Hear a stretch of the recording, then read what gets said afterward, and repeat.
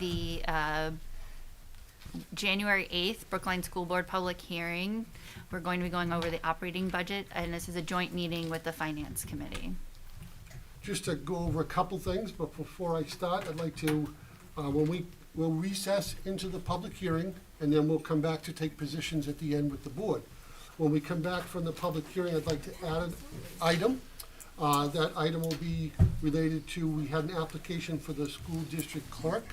For those of you who don't know, we've been advertising for quite a long time. And our flyer that we sent home the other day yielded us a candidate, which I'll discuss later on, but both Kelly and I would really appreciate if we could take action on that tonight, because there are duties coming up for the clerk. As far as the public hearing goes, in a moment, Tracy will ask to recess the regular board meeting, and we'll move into the public hearing. We have a presentation that Kelly and I will do, and at the end of each article, we'll stop and allow public comment on that particular article. We'll do that by the chair asking for public input. If there is none or testimony is given, once that is done, we'll move on to the second article and repeat that process for all the different articles. Once we have done that, we will close the public hearing. We'll come back to the school board meeting, and we'll go into deliberations on the articles that we've just discussed, and both the Finance Committee and the school board will take positions. Any questions about the process? Super. And welcome to everybody on the Finance Committee. Hi, Thank you very much. Yep. Good to see everybody. And I'll turn it back over to Tracy to call us into recess. Thank you. So at this time, I'd like to make a motion to recess until the conclusion of the public hearing. Second. Okay, motion accepted. You- Oh, sorry, can I do, sorry. I'm a bulldozer. All those in favor? And any opposed? No, okay, Beautiful. great, thank you. So tonight we're here for the Brookline School District public hearing. Go ahead, Kelly. First of all, we have the members of the school board, and I'd like to publicly thank them for all their efforts during the budget season. The hours that have gone into this are extensive and appreciated by the administration. The administration is myself, Gina. For those of you who don't know, we have a conflict tonight. Hollis has their regularly scheduled meeting, so she's overdoing the Hollis meeting. Lauren is with her, and Donna is over there doing that, and Kelly is with us tonight. A little bit about student demographics. The big thing here is right now we're sitting at 558, and based on the growth and the development that we're seeing in the town, and using a private company called NESDEC that does our enrollment projections, 5 years from now, they're projecting us to be at about 660 people. So that'll be a growth of about 102 students over the next 5 years. So some of the things we're discussing in the budget, some of the things that we filed with the CIP, and items such as that are all based on kind of preparing for some of those enrollment growth pieces. Now we move into the actual process of the budget. In July through September, we start with a needs assessment where we basically ask the principals to give us their wish list. And then from October through November, they work with me and the business administrator and the assistant superintendent, and we kind of whittle that down into what we call our needs versus necessarily our wants. Last month, we had the benefit of the Finance Committee coming in and hearing the presentation about the budget as well as the default budget. So that has been reviewed. And then we take another opportunity to look at our tax effort, which we'll talk about tonight.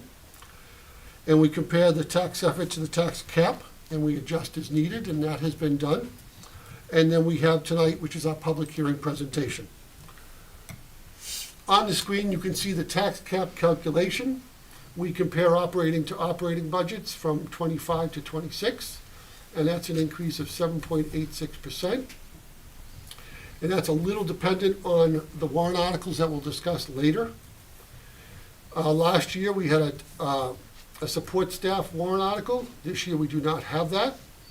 We have the annual SAU warrant, which is the administrative functions provided by the SAU offices, which is going from $473,655 to $493,606. Later on, when you see the presentation on that, you'll notice that the total amount that the budget is going up is less than the increase you see here.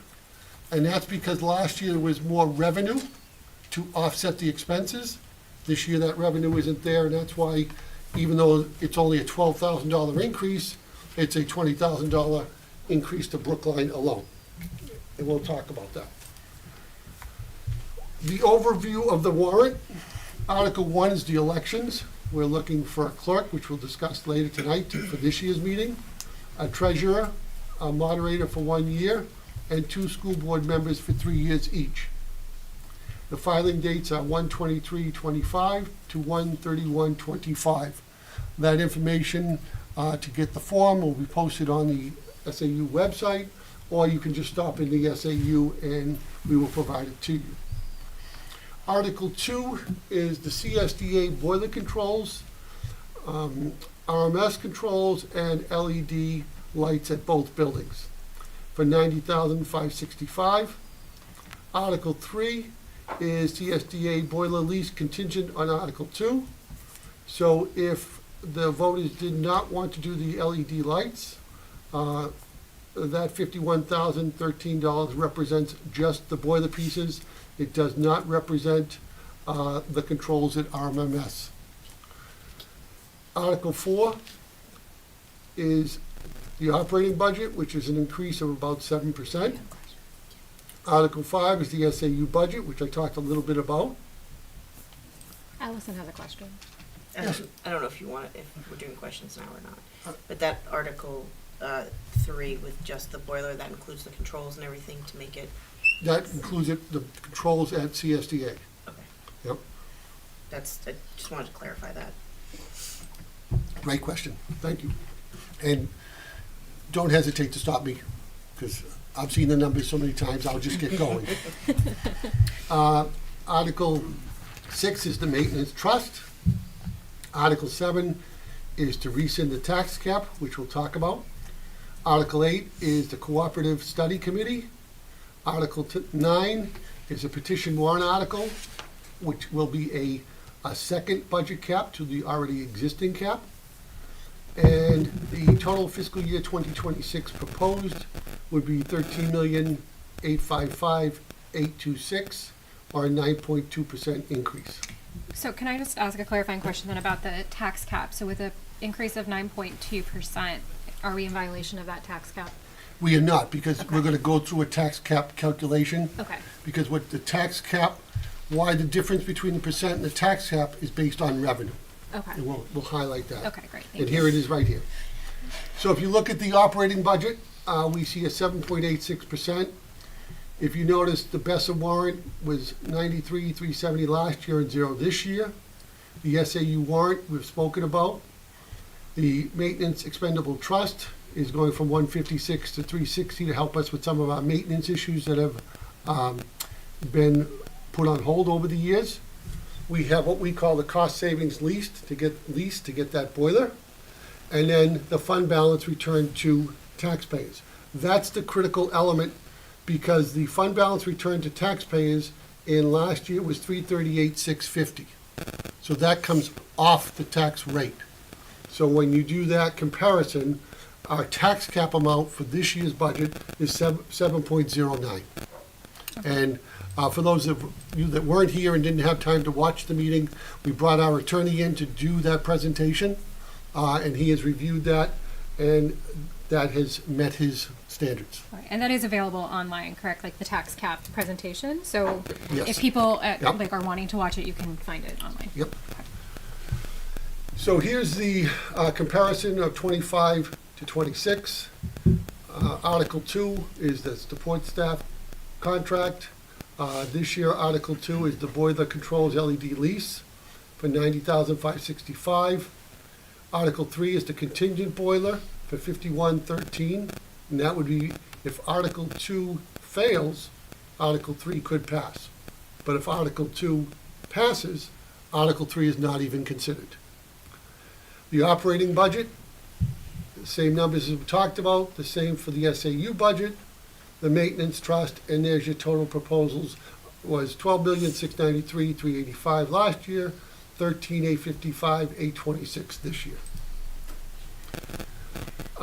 You have your local revenue. These are some of the places. We have tuition income from preschool at $24,000. We have earnings of about $15,000. Food service is $165,000. Special ed aid is down, going from $157.60 to $140, and that is a direct result of the state. What they've done is, historically, we went over this if people at home wanted to see it, the state has asked us to take 3 times the per pupil cost and subtract that off the cost of a special ed student, and then they've given us 80% of that number. Now they're going to give us approximately 60% of the 80%. So that's why that reduction is there. The grants are the same. The voted fund balance is $360,000, which is a difference of 204 for 1.3, and that's basically the use of the maintenance trust items that we'll talk about later. Medicaid is a reimbursement. We get that for some students who qualify for services. And the fund balance to reduce taxes. Last year we had, just so people know, we had projected, because we were having a very difficult year, we were going to have a fund balance of about $20,000. And we ended up with $338 because in the last few months of the school year, we have had a couple significant move outs. And with them went significant tuitions. So that's why there was a drastic shift. Right now, we're running about the same deficit, a little better than last year. And again, we believe as our special ed continues to work itself out, that hopefully by the end we'll be in good shape. If not, we have the special ed trust that we would recommend going to. And then the other is the $20,000, and that could be money that comes into us from interest on bank accounts, different things like that, but nothing of great significance. So what you see is the revenue is going down by $51,700, about a 4%, almost 5% decrease. And there's 2 significant items there. We're increasing the fund balance, trying to do more maintenance to our buildings, and reducing what we return in taxes, which is typical. If we're going to do more maintenance, we fund the maintenance out of what's left over from this year's budget. Andy, can I just ask so Yep. this is the first time I'm seeing the Medicaid under revenue. Can you just explain it, without obviously identifying information or anything, is that just are we as a district billing Medicaid for special ed services, or where's that? We have a third-party service Okay. that we work with Okay. that does the billing for those students who qualify to be reimbursed. Okay. And as you can see, it's not a significant amount, but Okay. every dollar helps. Yeah, no, so that's just basically if a student is qualified, you put it through to this third party, or they'll help you figure out who's qualified, and then but it's very specific to programs is what I'm hearing? Yes. Okay. Mhm. Okay, thank you. State aid estimates, again, adequacy aid, which is the amount of money we get from the state per student, is going down by about 5.9%. And the retained tax is going down by $11,353. So again, we have about a 5% reduction in our state aid estimates. So from a tax rate info, we've talked about our operating budget and our warrant articles. You can see our warrant articles are up slightly. That is basically the result of the maintenance trust. Local revenues are down that $50,000 that we talked about. The state aid is down slightly. The retained state tax is down slightly. So the total tax effort last year was $8,586,345. This year that effort is $9,951,620. We go through the calculations of both the estimated Brookline tax rate as well as the state tax rate. And you'll see that that number comes out to 12.4% for the tax rate. Now we're into the specific warrant articles. What I will do is I will read the article. Once I've read the article, the process of the public hearing is to see if there is public input on any article. I will turn it back over to the chair. She will ask for testimony in favor and then testimony against, and anybody is welcome to come up and speak. You just need to provide your name and address so that we can have that for the minutes. And we'll go through each article in that fashion. So Article 2, Article 1 is the election, so we don't cover that, is the cost savings improvement. To see if the school district will vote to authorize the school board to enter into a 20-year lease purchase agreement for $1,131,750 to finance the acquisition and installation of energy conservation equipment, CSDA boilers and LED lighting and controls at both schools, and related building improvements at Captain Samuel Douglas Academy and Richard Mahakian Memorial School, and to raise and appropriate the sum of $90,565 for payments due under the lease purchase agreement during the 25-26 fiscal year. The annual lease payments over the 20-year terms is estimated to be $90,565 per year. This lease purchase agreement will contain an escape non-appropriation clause, and it's a majority vote required, and the estimated net tax impact would be 8 cents per thousand to a resident in Brookline. So here we have a little bit of a breakdown. We have a boiler at CSDA that's at the end of its life. It may, just for people at home, go another year, but at the same time, it's getting more and more difficult to get parts. It's the original boiler to the building, and at this time, we think it's necessary to make that change. The cost of the boiler and the controls is $616,250. We would get an annual energy savings of $14,500 and a potential rebate of $10,500. The controls for RMS would be a cost of $45,500, which would give us an annual energy savings of $2,500 and a potential rebate of $5,000. The LED lighting at the annual cost savings, we're doing both schools, if it passes, would be a cost of $470,000. We would get an annual energy savings of $31,000 and a potential rebate of $70,000. So you see the total energy savings at $48,000 and the potential rebates of $85,500. So we have our first year lease payment of $90,565 minus the annual energy savings of $48,000 minus the potential rebates. So for year one, it would be cost neutral. Obviously, in years 2 through 20, the rebates will go away. So you'll be paying approximately 50% of the cost through your energy savings. That energy savings does not take into account the escalation that'll probably happen with electricity. And as a result, that savings may be slightly more based on that. But we'd rather work off the facts we have than speculate. And that is Article 2. So I will turn it over to Tracy to get testimony. Sure. Is there any testimony in favor from the public?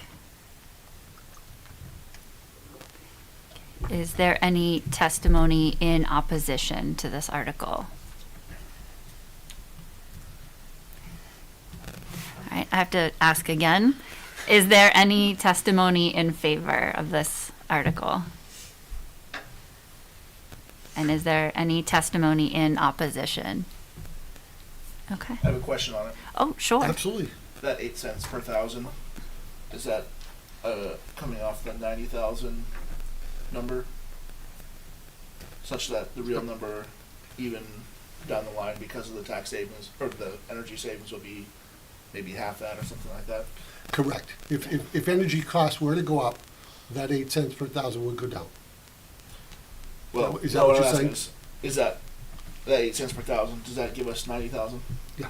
Okay. Yep. Yep. So even if energy costs stay the same, because it's something like 40,000 in there, Correct. the real number's half that. Or Correct. You're I correct. understand. Yep. It takes us Article 3. This was, just so the public knows, asked for to put up by the board. There'll be discussion when we come back to the board regarding if we even decide to move forward with an Article 3, a contingent article. But the board is in total control of all the articles that they present. Petition warrant articles always have to go on the ballot, but the board could decide, maybe through testimony tonight, or for whatever reason that they don't wish to put forward a particular article. But Article 3 is a contingent lease article. This article will be null and void if Article 2 passes. To see if the school district will vote to authorize the school board to enter into a 15-year lease purchase agreement for $616,250 to finance the acquisition and installation of boilers, controls, and related building improvements at Captain Samuel Douglas Academy, and to raise and appropriate the sum of $51,013 for payments due under the lease purchase agreement during the 25-26 fiscal year. The annual lease payments over the 15-year term is estimated to be $51,013 per year. This lease purchase agreement will contain an escape non-appropriation clause, and it's a simple majority vote required. And you can see that the tax impact has basically been cut in half at 4 cents per thousand. A little bit about the contingency article. This takes care of the boiler and associated controls only at CSDA. The $616,250, the same energy savings, the same potential rebates. So we see that we have an actual impact to the budget of $26,013. So when we go on to discuss the operating budget later on, since last month when we met with the Finance Committee and the board, we've actually had to change that a little bit because this $28,000 had to go back in case, and not knowing which article the board would support to put forward. And I'll turn it back over to the chair for testimony on Article 3. Is there testimony in favor of Article 3 from the public? Is there testimony in opposition?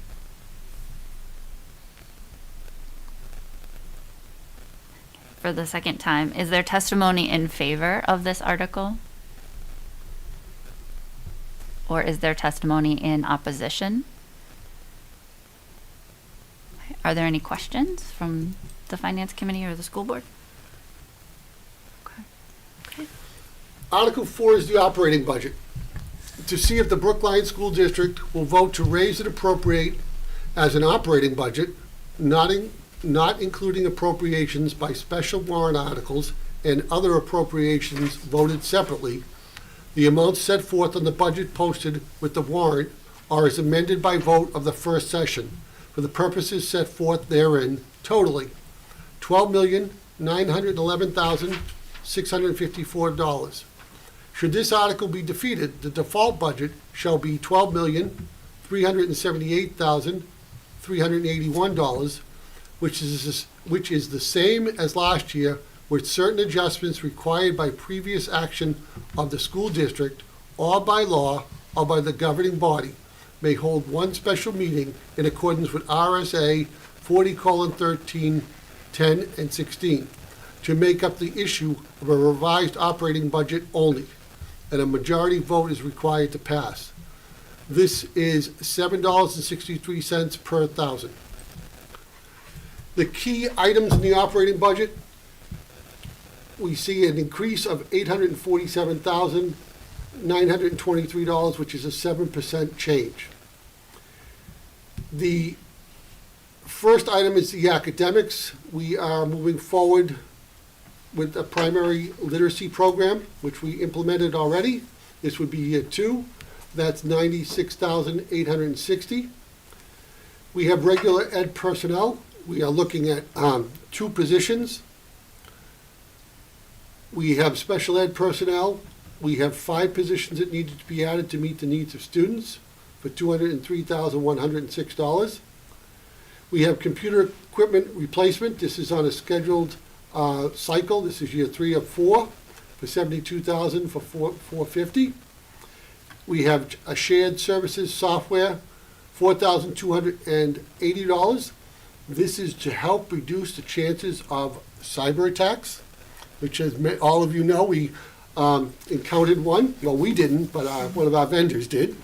And facility safety is $177,700 for a total of $761,038. The major changes, the special ed contracted services is going down $263,920. We have some students who are aging into the co-op, so that's one reason. And we have some students that we've developed in-house programming, so we're able to serve them in our own buildings now.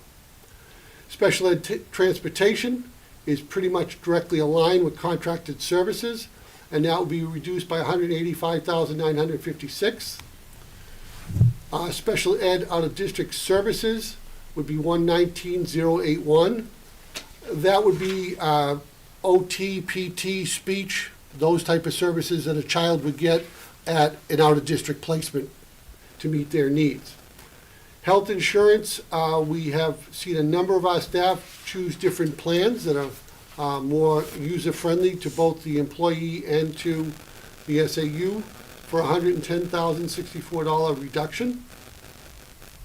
We have special ed new positions for $203,106. We went over last month. These positions are directly related to in-house programming. Presently, we have about 12 students that, if they were placed out of district, would cost us about $3 million a year. By having our programming in-house, that cost is $879,000. And these positions allow us to service those needs here in our buildings. We have regular ed new positions for $186,212. Special ed out-of-district tuition is going up $182,634. And classroom teachers, their CBA component, which is their increase that was negotiated, this will be the last year of the 3-year agreement, $168,646. For the major changes total, I think that's off, $61,577. Excellent. Thank you, Kelly. So that is the right number that was. Yes, it was. Yes, it was. I had to double take. The adopted operating budget of $12,063,731, which is last year, because now we're talking about the calculation for the default budget.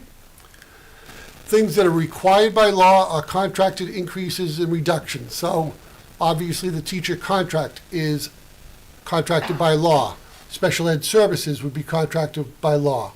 So that increase is $339,361. One-time FY25 expenses is a reduction of $24,711. So that gives you a default budget. If the operating budget were not to pass, we would have a default budget of $12,378,381. The default budget details: wages and benefits, $648,735 increase. Special ed services and transportation would go down by $381,323.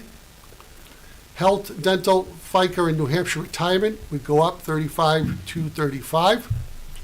Regular ed transportation would go up $9,248.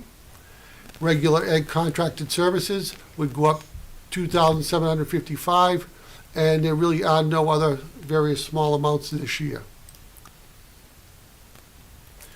Just to kind of highlight the default budget potential cuts, and if the default budget was what the voters selected, these are my recommendations.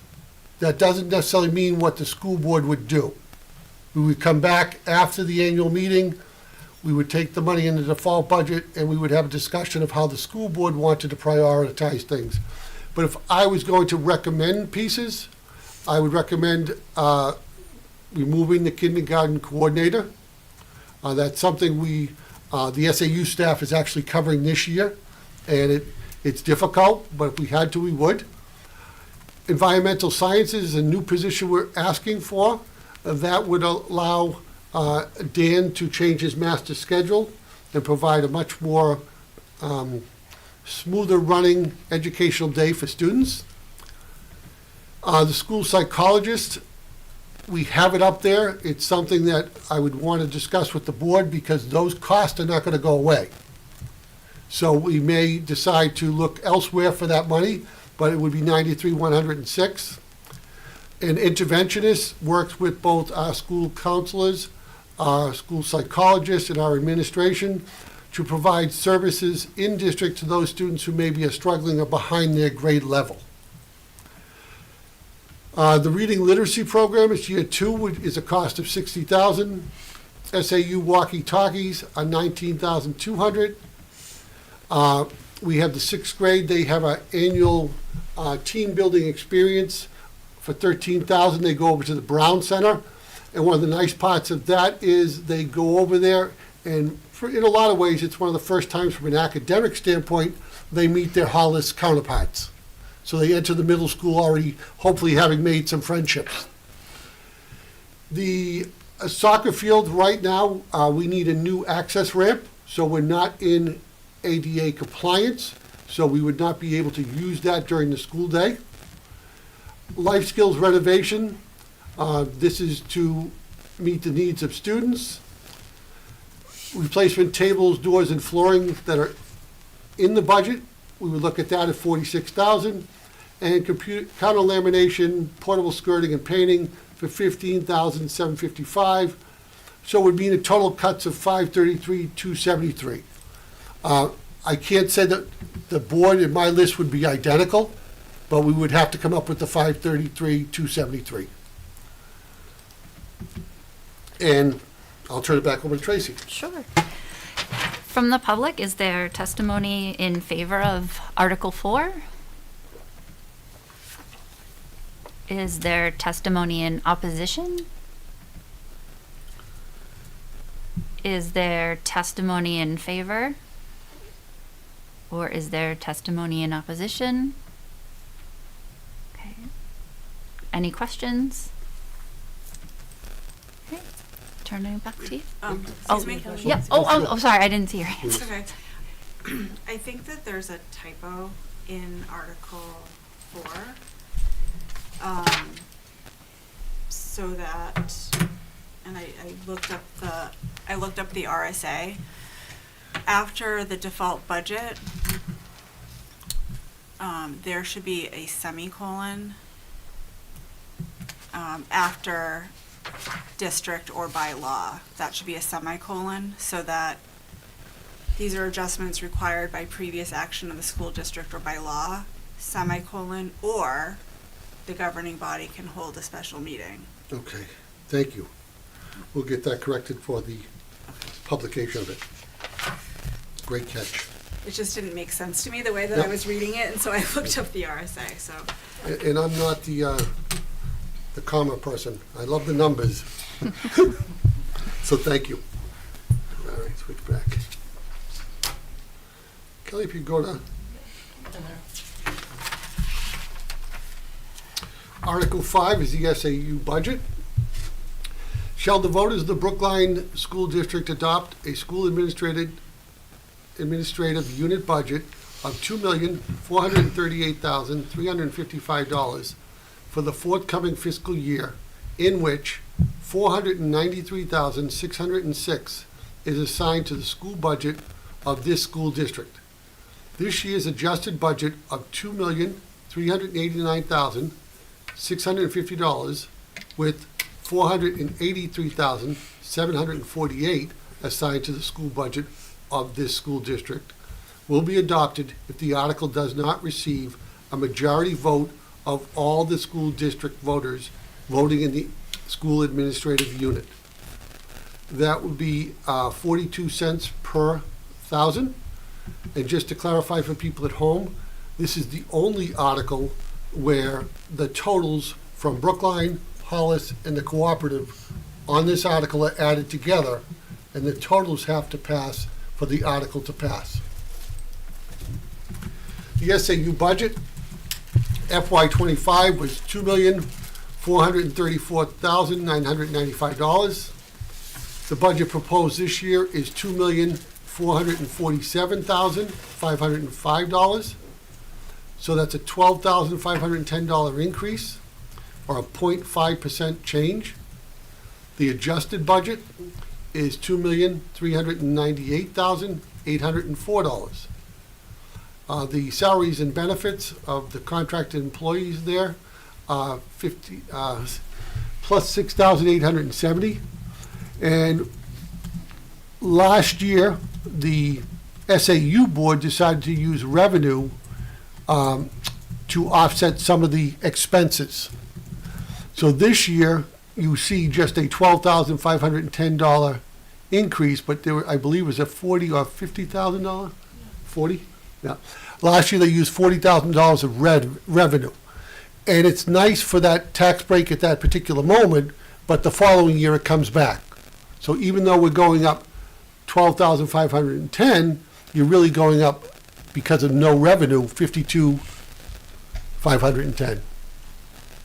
That other $40,000. They selected to do this because between my leaving, retiring, and the superintendent-elect coming on board, the salary differential allowed us to give the taxpayers a break without seeing a massive spike this year. So that's why you see the $6,870 increase there. Oh. That's a quick one. The SAU budget supports 16 and a half people.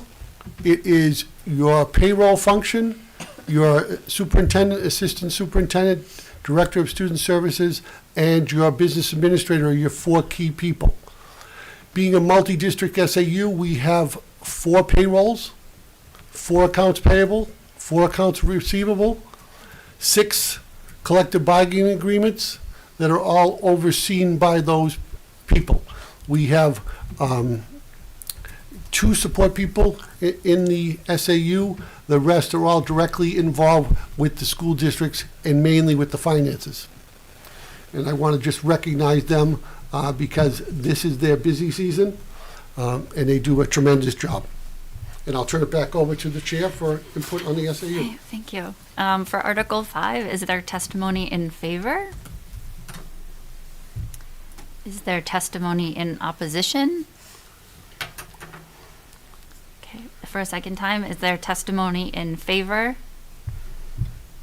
Or is there testimony in opposition? Any questions? Yes.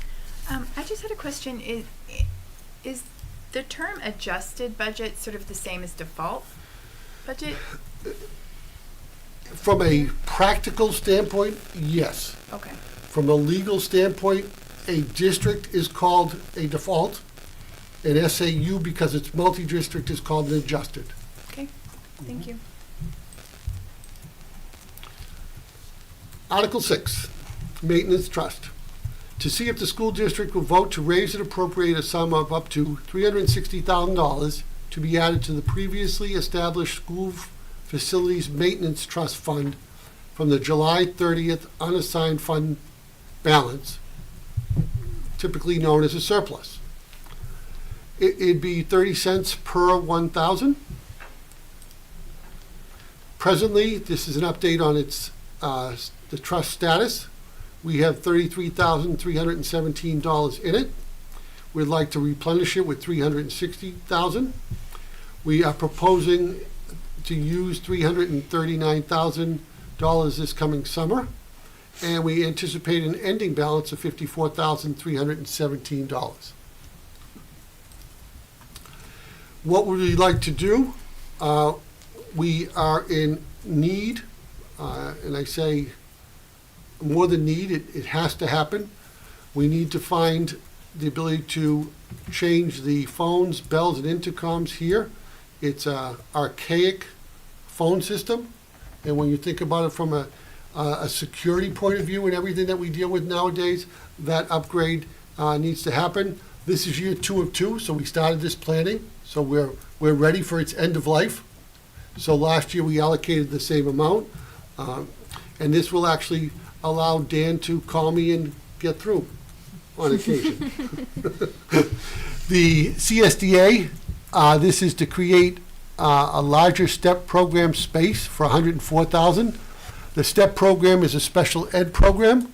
It's one of our programs where we have cost avoidance. It's the example of the 12 students would cost us $3 million out of district. By having them in district, we pay $879,000. I don't call it savings, I just call it cost avoidance. And this 104 would allow us to continue to create the appropriate spaces for those students and continue to serve those students in a meaningful way. The bathroom renovations at RMMS, I'm not sure, but they may be original to the building. Oh, those are. Yeah. So, 1961. 1961. We have done some floor upgrades and things of that. We could use some more handicapped accessible bathrooms in our facilities. So that is phase one of a multi-phase project for $100,000. And then also kind of mission critical, the roof replacement on the Milford Street. We've been doing our roofs in phases. Again, I want to publicly thank Dan. He has a former roofing background, and as a result of that, he's been able to really assist us in prioritizing where we go and what sections. So this is a major section and kind of, I think, the final section for the process. I just want to correct the bathrooms. So it's the original bathroom area, but we've updated stalls and stuff. Yes, yeah. You mean they're not just like peeing in a bucket? Yeah, exactly. Yeah, Good to that's all know. changed. Yeah. Good to know. Drains. Yeah. And I'll turn it back over to Tracy for testimony. Sure, thank you. Is there any testimony in favor of Article 6? May I ask a question? Yeah, yeah. Cindy LaCroix, Lewis Drive. Can you go to the list, Kelly? So the Create STEP program spaces, is there a reason why that's not under the special ed fund versus the maintenance fund? That makes any Because sense? it's a physical space, what I'll call walls. So we look at that more as maintenance. It typically, if we were going to do something with the special ed trust, we would do that to service students. And it's really designed to assist us if we were to not capture somebody in this year's budget. So, like, I'll give you the example why we may go to the special ed maintenance trust this year. Getting paraprofessionals has been very difficult. We're legally required to have them for students if it's in their IEP. So we are paying for some paras twice the cost of what we would pay in our normal salary range. So that, to me, is something that we couldn't have anticipated from a budget point of view, and it does, in my humble opinion, allow us to at least request going to the maintenance, to the special ed trust from the board. So we really look at that trust for services as opposed to physical changes. And these spaces, I assume if they're not needed for special ed 2 years, 3 years, 4 years down the line, they can be repurposed for Yes. other. Yeah, I would call the reconfiguration temporary construction. I mean, and I don't mean temporary like down tomorrow, but in 5 years, if needs changed, we could easily move a wall. I'll give you the example. Wherever we could, we would use the folding walls like they have in the 6th grade at CSDA, because that gives us flexible space. And that's really what we're trying to do, is create flexible space, because we're going to need the space. The students in the spaces may change their profiles. Thank you. Is there any testimony in opposition to Article 6? Is there any additional testimony in favor? Or any additional testimony in opposition? Or any questions? Oh, sorry, Kate? Oh, sorry, Kate. Oh, sorry. Sorry. So could you, the STEP program spaces for CSDA, does that only service students at CSDA? It's not cross school, it's not RMMS students? Go ahead. That is correct. And it's really a need now because we're going to be having additional students joining us next year, specifically in this program. Great. Yeah, and we already have a dedicated space of a step program in RMS. In RMMS. Right. Okay. So it's a K to 6 continuum, and then it actually continues at the co-op right through the high school. Is there a step program at the co-op and high school as Yep. well? Okay, so that's really a continuity issue. Yes. Okay. Mhm. Thank you. Kelly, did you have a question? Yeah, I was just wondering if Andy could please just repeat the numbers when you estimated what out-of-district placement Oh, cost sure, would be for sure. a number of 12 students. At last month's meeting, there was a handout, so it would be in the minutes of last month if anybody wanted to access it that was at home. We have approximately 12 students in our intensive needs programming, is what I'll refer to. Those 12 students, if we were to have to place them out of district, would be at a cost of approximately $3 million. And those would, all the expenses are guaranteed under the federal law, so they're not going to go away. By creating these in-house programmings, really K to 12, but primarily what we're focusing here is K to 6, those 12 students, we're able to service them for $879,000 approximately. So we're getting a significant cost avoidance. And I also feel that we are giving them better services. They're not on a bus for 45 minutes a day. And I think one of the most important things to me personally is they are integrated with their neighborhood friends. So, you know, I'll just use when I grew up. A lot of the students that we service today, we would have seen them Sunday at church, and that would have been it. And their parents would have had them. Now these students are totally integrated, and they're able to play in the neighborhood. And it's amazing to see them when all of a sudden they're 9th, 10th, 11th, and 12th graders. If you want an uplifting experience, go to any of our unified sports programming and see our non-handicapped students participating with our handicapped students. It's just amazing, the connections. So I think it's the right thing to do educationally, and it has a byproduct where we can avoid some costs. And can I say one thing for like the purpose of the minutes, in case anybody at the deliberative asks, what does the STEP program mean? The title is Success Through Engaging Partnerships. So. So one additional question, again, without giving exact numbers or breaking confidentiality, are we anticipating that if there's a STEP program created at CSDA, we would be able to meet the needs of the students in district? I mean, obviously we can't say for sure, but are we hoping that's? Well, an IEP team Yeah. decides what the student needs. So I don't even have any say over it. But this programming, through Lauren's guidance and leadership, I think will allow us to educate the overwhelming majority here in their home district. So that's our goal, is to create a space where we could potentially manage most and or all of these in, thereby saving us money and out of tuition places. Correct.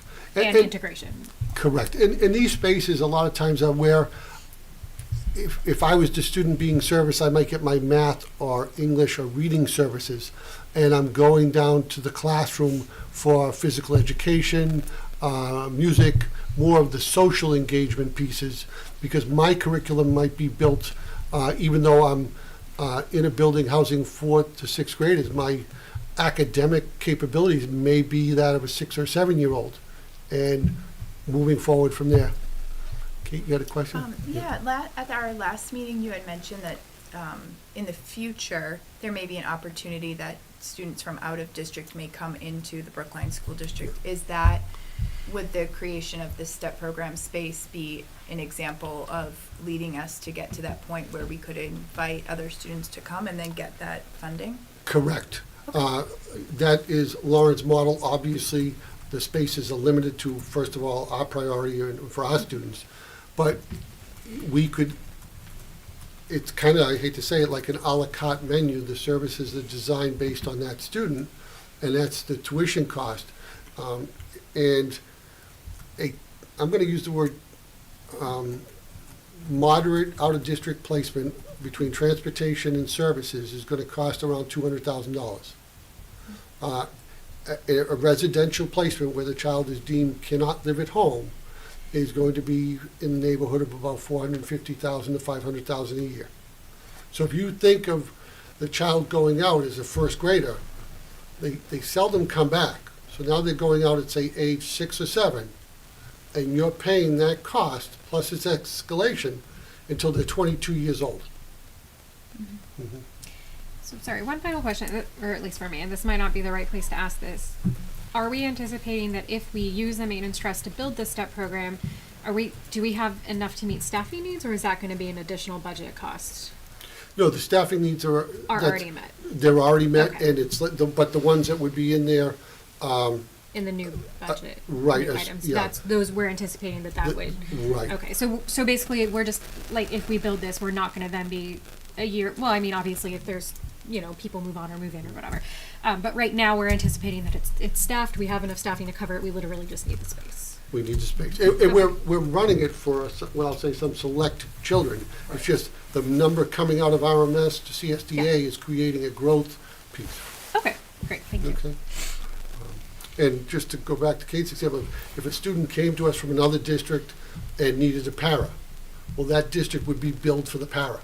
Okay, So when I send a student out of district, I get billed for the educational service, the paras, the speech, the OT, all of those components. If it's residential, it's the meals, it's the nighttime shifts to supervise the children. So you have to think of that residential piece as, a child is going there and they don't come home summers. okay, Okay, they come home and visit Right. and things like that, but they're basically entering an educational environment that is best suited for them, but they're there full-time. and the district that places them is the one that's responsible to pay, Correct. okay. Okay. I think we're to 7, Kelly? Article 7, to rescind the tax cap.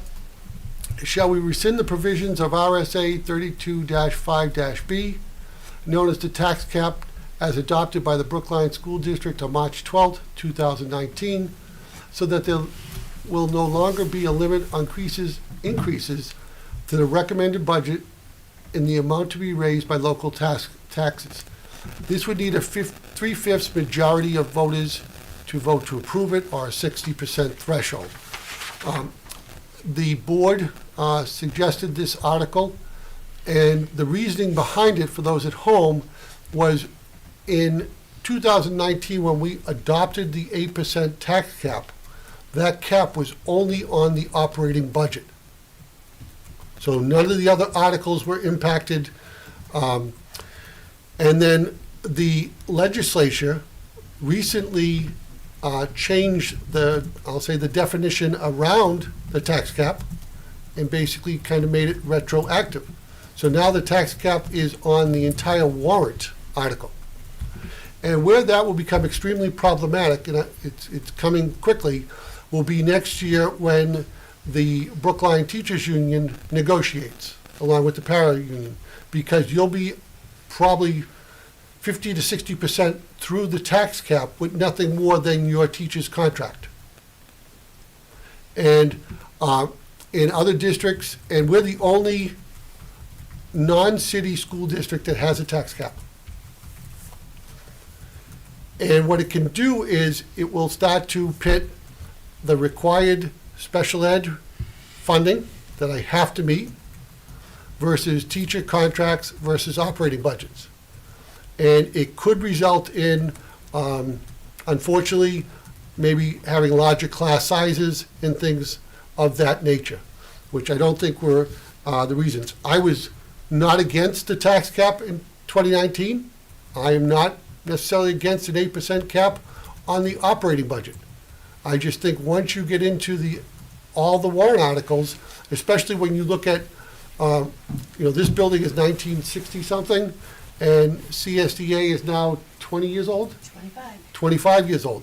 So you're starting to head into maintenance issues, and those are quite expensive that we just outlined. We're only doing 4 things and going to spend $360,000. And that's only phase 1 of the bathrooms. So I'd ask the voters just to consider this. I wouldn't have a problem if the voters down the road decided to do something else. I just think it needs to be known that this is going to cause some issues in the coming years when you try to pass teacher contracts. And I'll turn it back over to the chair. Sure, thank you. Is there testimony in favor of Article 7? Is there testimony in opposition? Again, is there testimony in favor? Oh. Again, Cindy LaCroix, 3 Lewis Drive. I am in favor of this article, especially due to the new language around including the warrants.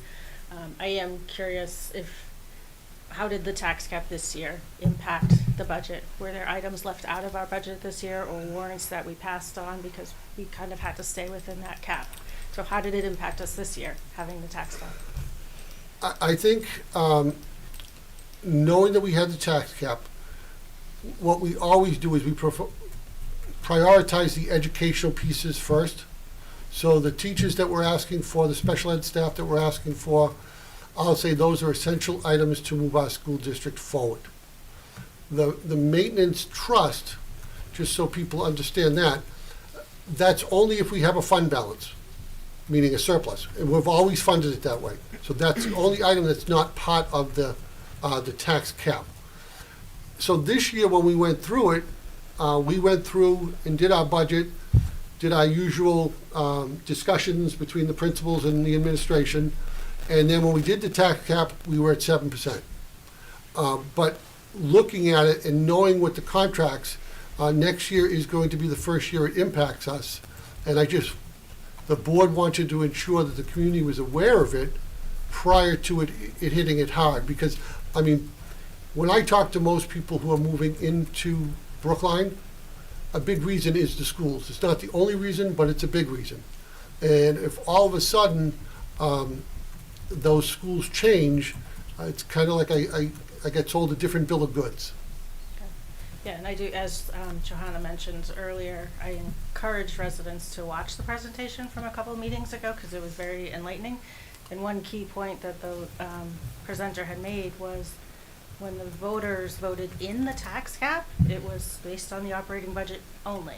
Good. So now going forward is going to be operating budget and warrants, and that is a completely different intent, in my opinion. So that presentation was very helpful to understand that.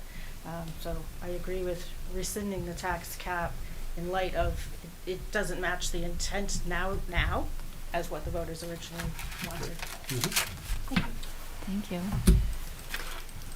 And is there, just last one, is there any testimony in opposition of this article?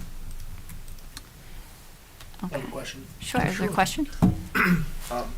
Is there any remedy if the town wanted to kind of restructure and build that 8% budget tax cap? Is there any way to do that legally, or that's not available anymore? Well, if you rescinded it, you would go through next year without one. But next year, there's nothing that prevents the school board working with the town or citizens petition from bringing up something to that effect. As I said, I was and still not opposed to an 8% cap on the operating budget. Just, I'm not a fan of changing the rules midstream. So that they could put a petition Yes. for just the operating budget again if that was. Well, Is that required? Is that when I was listening to the meeting that I missed last week or last month, it sounded like we're not able to pass a tax cap that only affects the operating budget because of the way the RSA is worded. That if you have a tax cap, it has to meet those guidelines. that's correct. But there would be nothing preventing the town or the citizens from coming back with a tax cap with a different percentage Okay. that would take into account now it was the entire warrant. And I think the only year that it would really present a difficulty is if you have a major bond for construction or you have teachers' contracts. Which I think is why it probably in the first place was designed just to be to the budget, because you don't have that. Correct. And the other piece was that any teacher's contract or bond or lease is voted on separately, so you were getting what the voters wanted to do. So that's why historically they were outside the tax cap. So I just have a question as well, just especially for those at home or who come back and watch this meeting later. I mean, the voters can override the tax cap, correct? Yes. Like if the voters, the legislative body chooses to override that. However, that can be very complicated to try and do. But I just want to say that as well. And also just like keeping in mind that, you know, yes, I think it's what you're basically saying is when you have full knowledge of what you're voting on, a tax cap can be adjusted and to meet those needs versus Right. where we're at right now, which is we voted on a tax cap for one thing and now all of a sudden it's just a different thing. Right. Okay. And from the attorney's presentation, the piece that I think the citizens would really want to know is that, and I've lost my train of thought. It'll come back.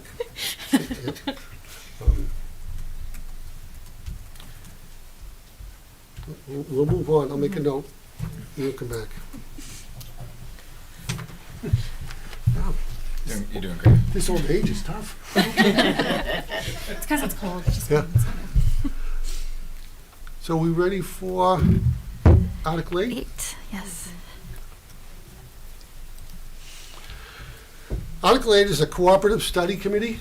Shall the voters of the Brookline School District form a cooperative study committee to study the advisability of fully joining the Hollis Brookline Cooperative School District and to submit a report of the findings and recommendations to the Brookline School Board. This is based on the economies of scale. Right now, we run multiple CBAs, multiple contract discussions, and would there be a benefit if we were streamlined? You know, many times people have talked about, you know, the SAU and the overhead of those offices. But when you're running 4 payrolls, it takes more people than if you're running 1 payroll. So this will allow the community to do a study to look at, is there a economics of scale and a benefit if they were to decide to join? Now, it's a lengthy process, so I don't want anybody out there to think if you vote yes on this, it happens next fall. It's probably a minimum of 3 years, and there are what I call plenty of opportunities of off-ramps if it's something the community does not want to do. It would also require next year the co-op doing a warrant article, would they welcome the Brookline School District, that type of thing.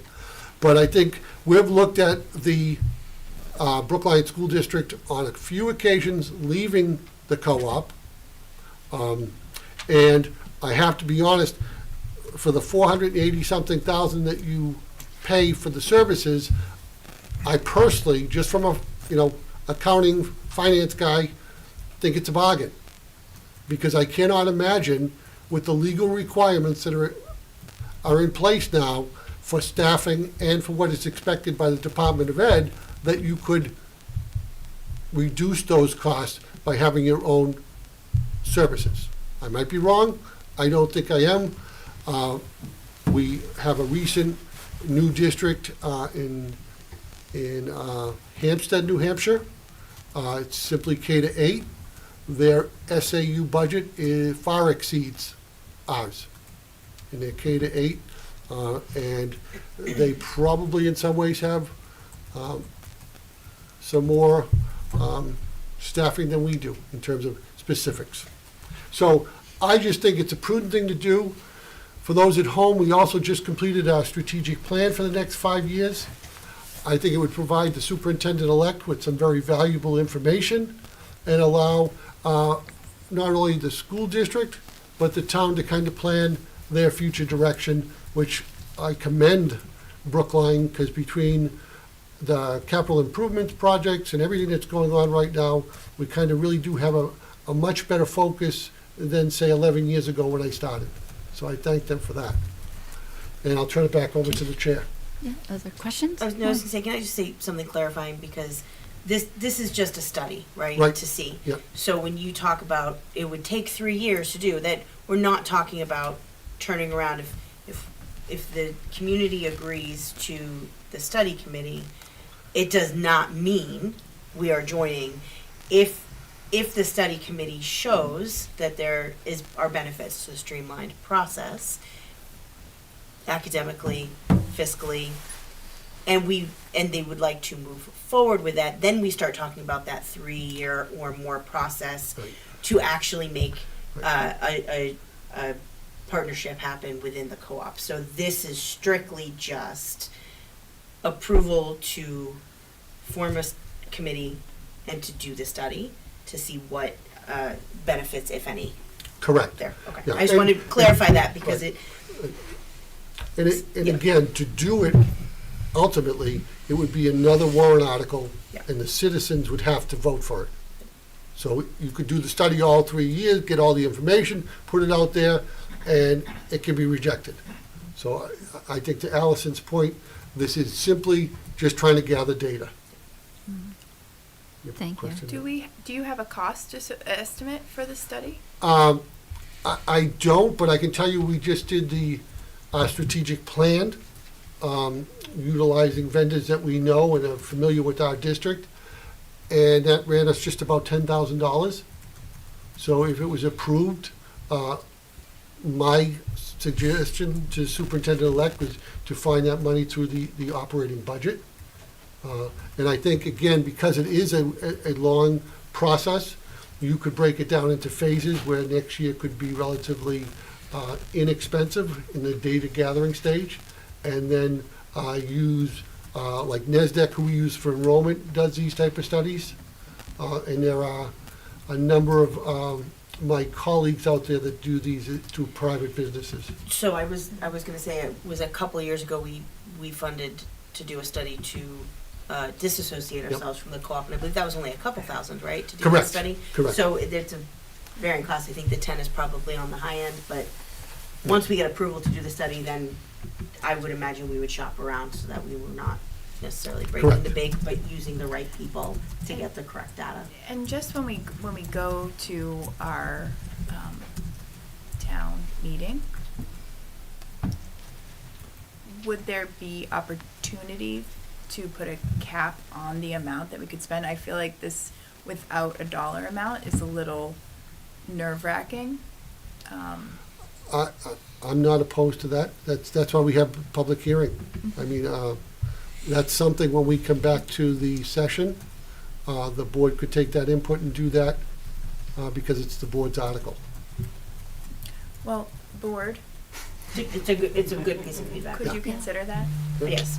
Okay. To And do you'll like still a be not here to hear the discussion, Like so. to do a not to exceed X Yeah. amount. I think so. I Exciting. just think this seems, I mean, it could be, a study could be $100,000 a year, so That's a very good point. having some, Mhm. and immediately when you said 10K, I'm like, oh, that's so reasonable.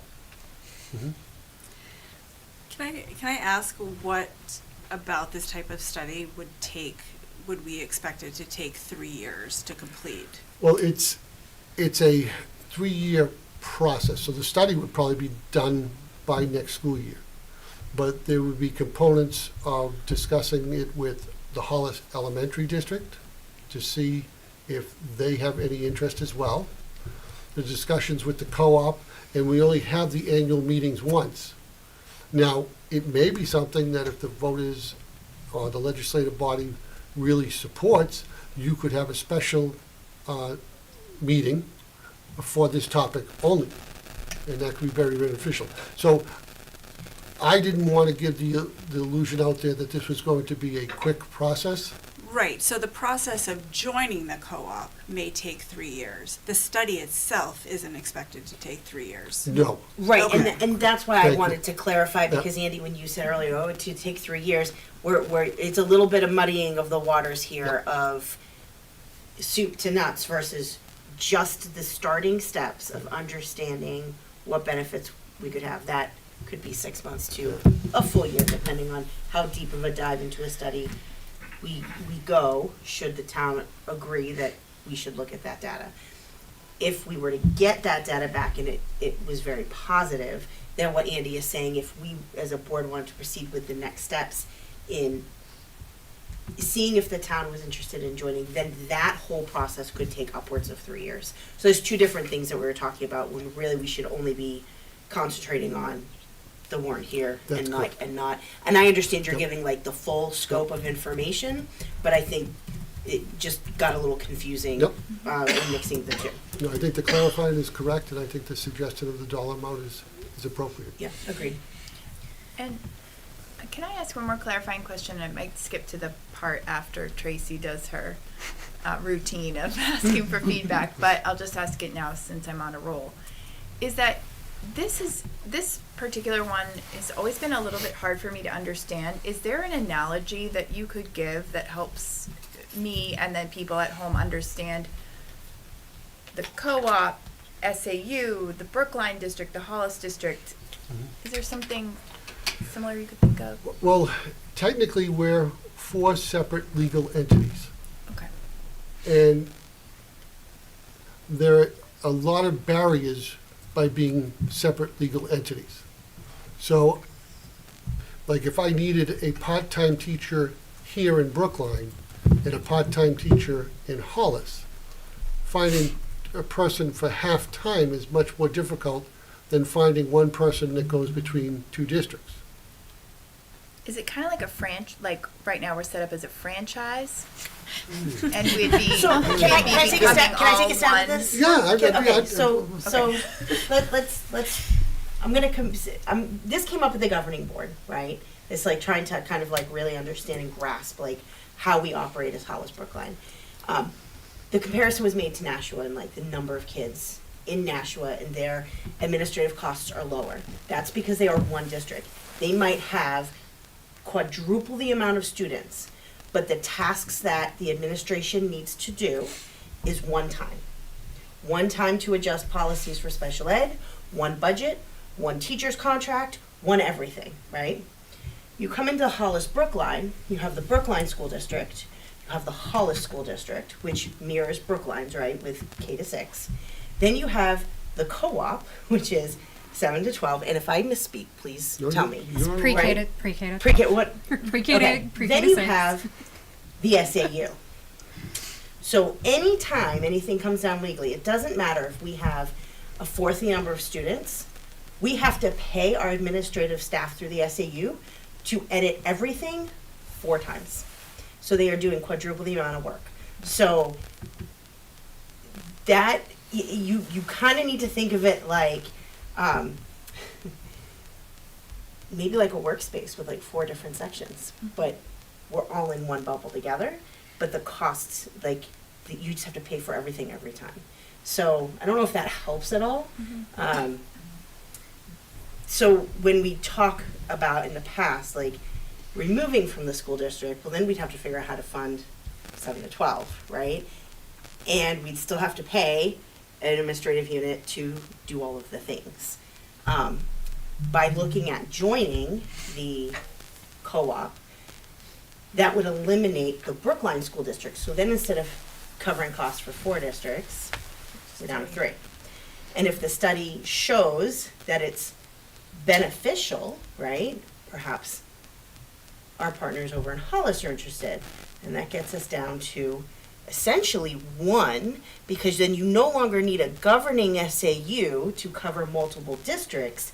It all gets collapsed down into 1, like Nashua is a good example, that governs everything. And then if you have a part-time position necessary in RMMS, right, and perhaps one of the elementary schools over at Hollis also have a part-time person they need, instead of trying to find 2 part-time employees, we can find 1 person that can travel between Right. the schools without any kind of issue in terms of pay or contracts or anything of that nature. So it solidifies things and makes things cleaner to deal with and far less complicated for our administration unit.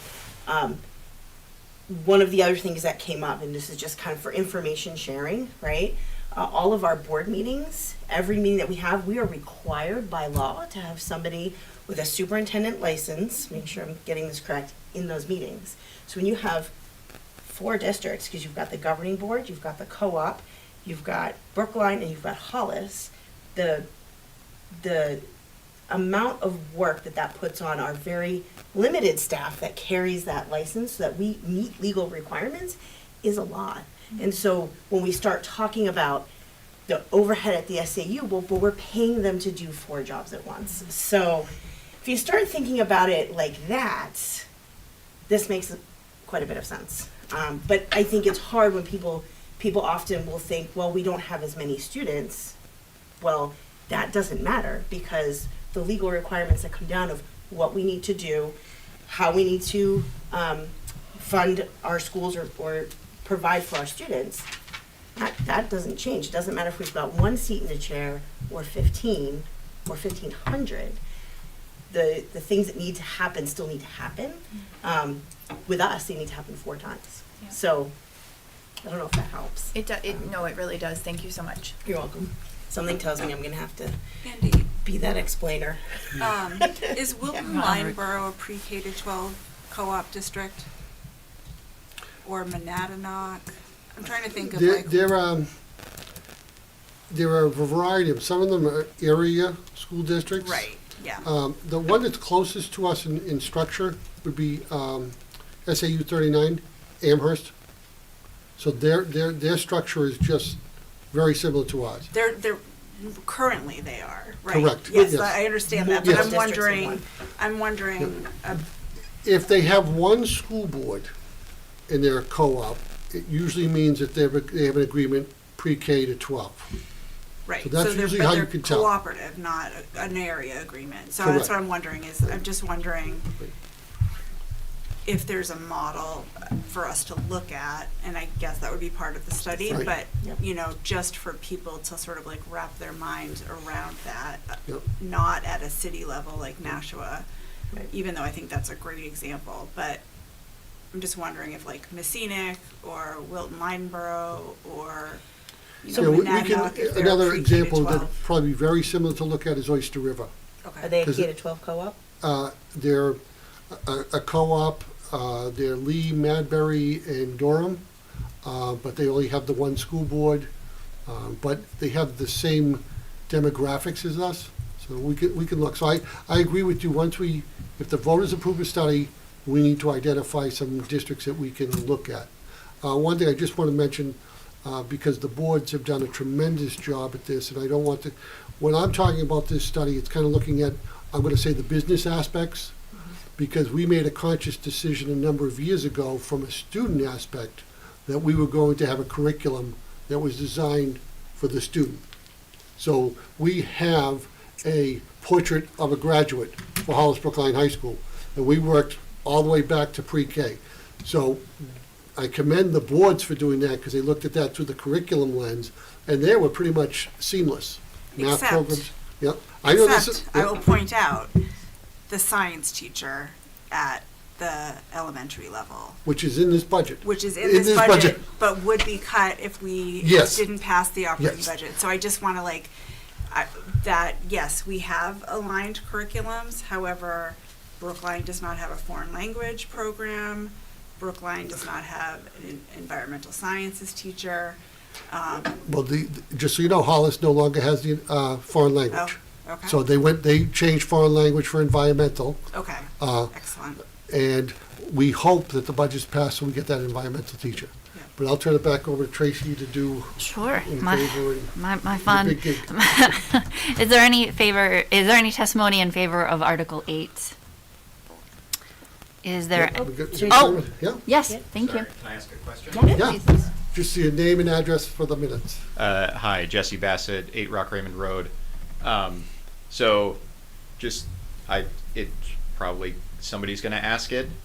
It's not gonna get rid of the Brookline schools, right? It's just combining- Correct. yeah, Correct. I'm Yep. pretty sure I knew the answer to that. Yeah, Yeah, I'm in favor of this with the addition of with the dollar. budget Dollar restriction amount, type thing. Yep, yep. I think that's it. Thank you. Awesome, thank you. And is there any testimony in opposition? And any testimony in favor? And any in opposition? And any other questions from the committee or the board? At what point do we put, at what point do we amend that to We put could, the when we come dollar back amount on to it? our board meeting, we can do it We're then. not technically in our board meeting. are Right, we? we're in recess. No. Yep, So Okay, we have cool. more discussion with that number then? yes. Perfect. Good, Yep. good. Thanks. So Article 9 is petition warrant article. Shall we adopt the provisions of RSA 32:5-D and implement a budget cap, whereas the school board or budget committee shall not submit a recommended budget that is higher than $25,000 per pupil cost times the average daily membership in residence of the school district as of October 1st of the year immediately preceding the proposed budget year, plus an annual increase for inflation using CPI-U for the Boston, Cambridge, Newton, Mass, New Hampshire area published by the U.S. Bureau of Labor Statistics as of January 1st. This requires a 3/5 majority of the school district. So this is, we would still have a tax cap, but this would be a budget cap at $25,000 per child. The $25,000 sounds generous until you look at the costs associated with a special ed child who are legally mandated. You know, that $879,000 that I've used a couple of times tonight is for 12 students. That number has to be funded. This cap worries me because it's just now another piece to cap the budget, and then the tax cap to cap the warrant article, which ultimately, I think could be detrimental to your school district. Yeah, and just to clarify again for the people who are streaming or watch this later, this is like a double tax cap basically, because we as Brookline currently have a tax cap of 8% over our entire warrant, and then we would also have this on top of it. So we're really talking about possibly very constricting budget limitations. Yes, and one of the questions that I have to our attorney is because it says the average daily membership in residence. I still am obligated to pay for an out-of-district student. I'm trying to get a legal clarification, what does in residence mean? So it's possible that this could be even more complicated because we would only be allowed to count the students that were attending school here, In residence, but we that's would still have to budget for out-of-placement. correct. Okay. Yeah, so there's still clarification on this, but it is a citizen's petition. It goes to the deliberative session as is, and then it can be discussed, and it will definitely, by law, move on to the ballot. And I'll turn it back over to the chair. Great, thank you. Is there testimony in favor of Article 9? Yeah. Or questions? Yes, yes. Jesse Bassett, 8 Rock Raymond Road. Traditionally, the petition warrant articles have submitted by petition at the end. Are you gonna put that in? I just know that from the town warrant. They'll put before the recommendations in parentheses submitted by petition. Oh, you're talking about adding the language? Yeah. Oh, okay. Yeah, yeah. Yep. Yes. Mhm. Yep, Yes. Okay. that will take place. Okay, and my interpretation of the intent of the petition article is the membership in residence of the school district probably means like students attending, rather than, to your point, the students going out. I'm not a lawyer, but Yep. that's my interpretation, Mhm. at least. Thank you. That term in residence, that's not like a specific legal term that has a specific meaning. I don't think so. That's why I have that question into the attorney. We have a scheduled time on Monday, because I have 3 or 4 petition warrant articles at the co-op. So it's more kind of going through them one after the other to make sure that I can. So you clarify. anticipate that we will have attorney guidance on this by deliberative? Yes, and we'll have our attorney who will be providing me with the guidance at deliberative as well. So if something comes up, he'll speak to it. We can just, Yep. One other question, reading this, It sounds like it doesn't apply to the warrant articles, just the budget. It does. That's what it sounds like, yes. To just the budget. Yeah. Okay. So this would be like a mechanism that Dan was asking about earlier about. Yeah, sort of indirect method of getting to the, it doesn't, it doesn't map one to one on that, but Yeah, it comes from the same RSA. I'm just trying to like figure it out. 189 colon. Jesse Bassett, 8 Rock Raymond Road. I did find it. 189:1 hyphen D Roman numeral 4 is the relevant definition. You can also find it in section 198:38 definitions. I haven't read it yet. I just found it when we were looking. You're ahead of us. what's it say? Look at that great Wi-Fi. It's pupils attending schools operated by a school district. Which average daily membership in residence, which may include public academies or out-of-district placements. Right. The average daily membership in attendance maybe doesn't do that. I don't know. I would have to read it in more detail, not quite so on the spot, but. No problem. Well, the residents. residents are the one is I'm concerned about, 'cause that's what it says here. Right. Right. Pupils who are legal residents. You're most welcome to send me an email with your thoughts. I don't think I have any more on this. Okay. Is there any testimony in opposition? Jesse and I should just sit here. Cindy LaCroix, Lewis Drive. I'm in opposition to this. I'm definitely leery of a per pupil cost cap because there are certain items, whether there's 20 students in this building or 500 students in this building, the building still needs to be heated, right? There are still bills associated that get baked into the per pupil, and so I think it's just, it can get very dicey very quickly. And as Amy had mentioned, 25,000, there's too many variables that go into it, in my opinion, to have a per pupil tax count. Thank you. Any other testimony in favor? Or any testimony in opposition? And any questions or comments? No? Okay. I think that's it. Yeah, at this time, I think you can close the Yeah, public hearing, okay. which means we'll return to our regular joint meeting with the Finance Okay. Committee. All right, so at 7:58, we will close the public hearing and return to our Brookline School Board meeting.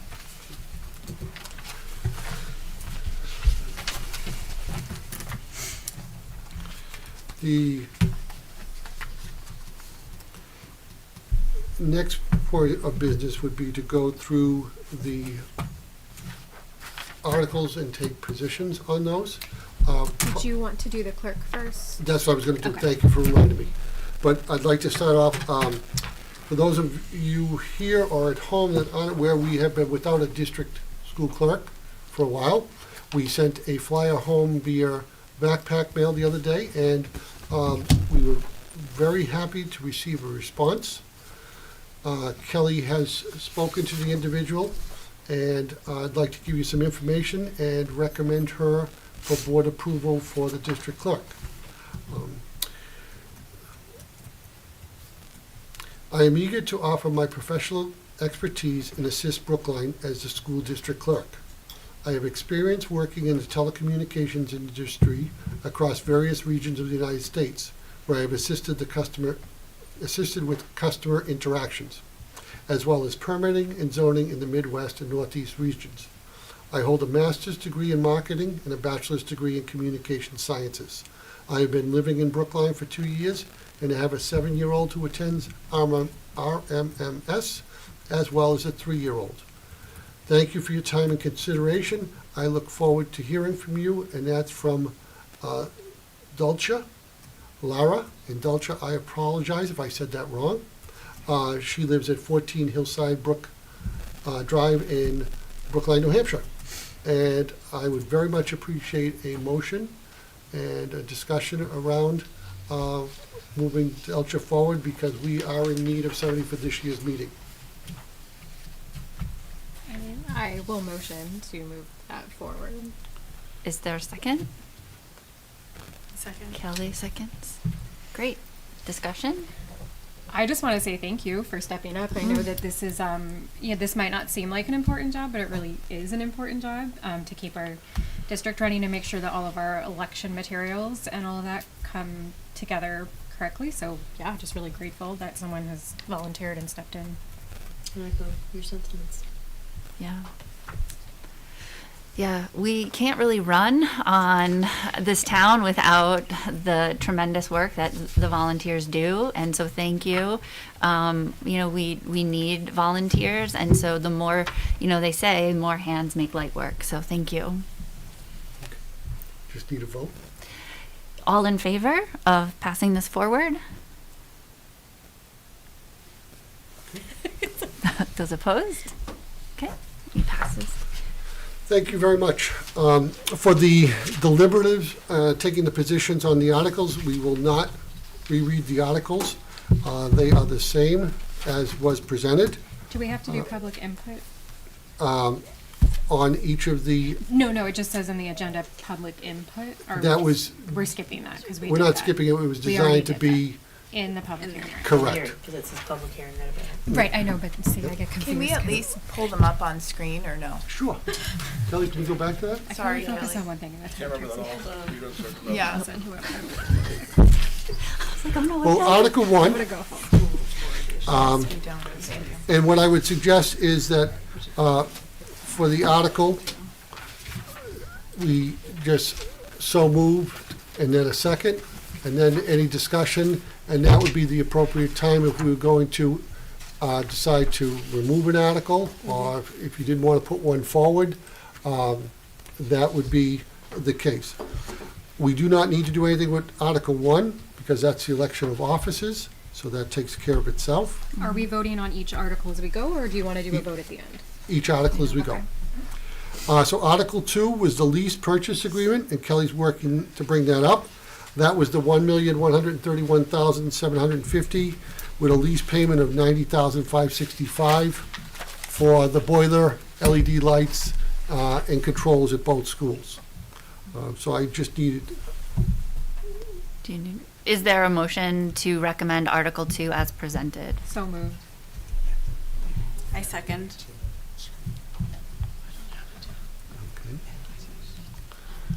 And then we vote and then we discuss? no, you discussed next. Oh, okay. Is there any discussion? Any discussion? I just want to get things done. So, I know that this has been a topic of conversation. We had a pretty in-depth discussion about it at our last meeting. So, I think from my point of view, it's helpful to have both this and then obviously Warrant 3, the Article 3 as well. Because I do think that as I was looking at this and thinking about it, it was important to me that we really do bring this to the body. I've heard both sides in terms of there's a lot of savings to be had possibly in rebates with combining them. There's a lot of concern about maybe not getting important things if we don't. So I am happy to see that we're kind of going to really leave that in the hands of the community, because I think that's what the feedback that I've gotten that people really want is they want to have more control and kind of input on that. So I appreciate that we were able to separate Okay. out. Don't give me that. I didn't give you any look. I wish they were completely separate.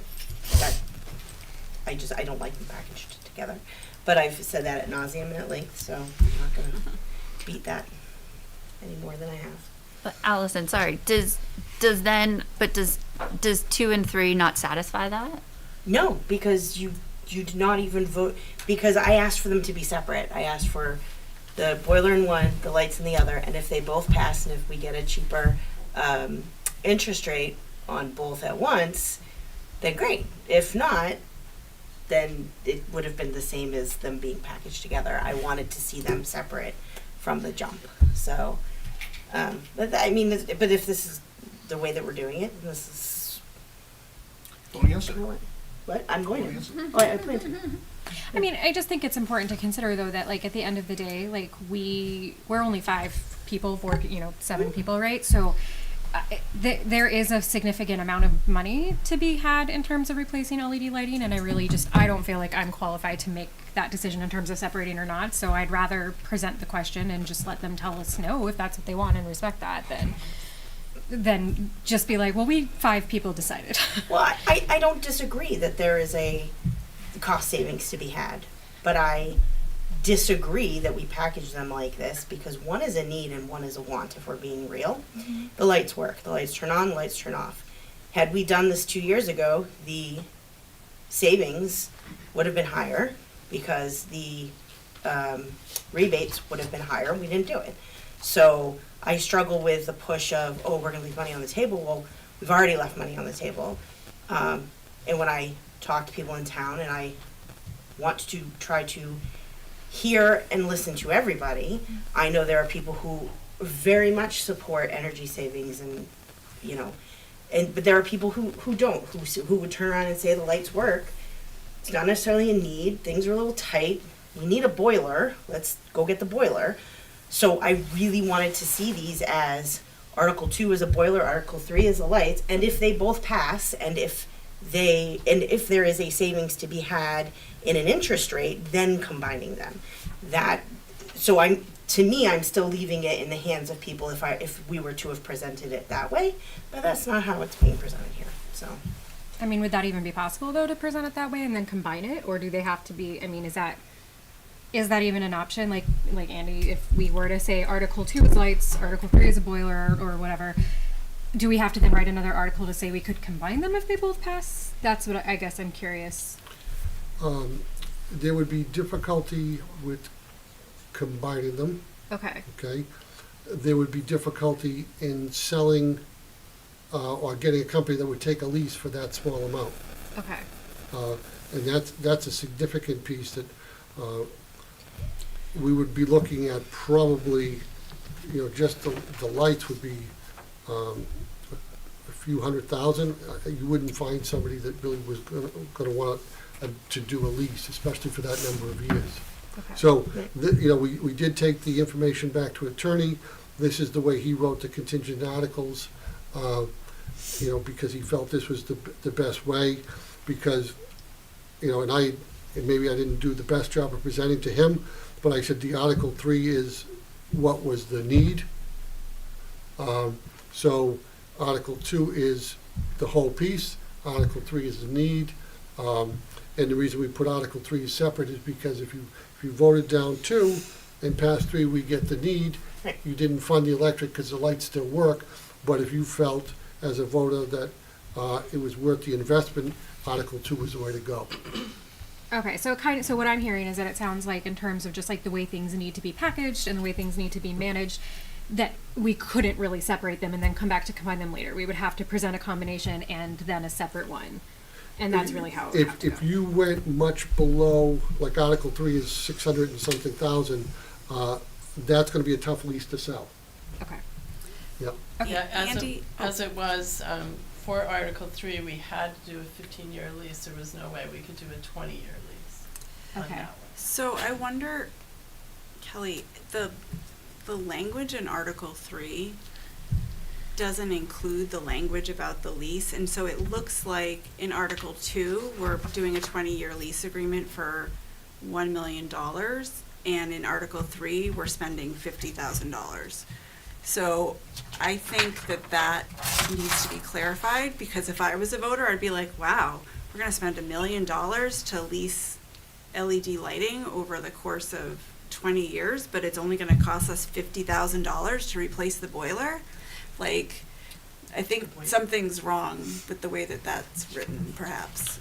But the wording on the, can you go to the I might slide, have to Kelly? see the picture. Yeah, the slide wording is different than Kelly, this. can you go? Yeah.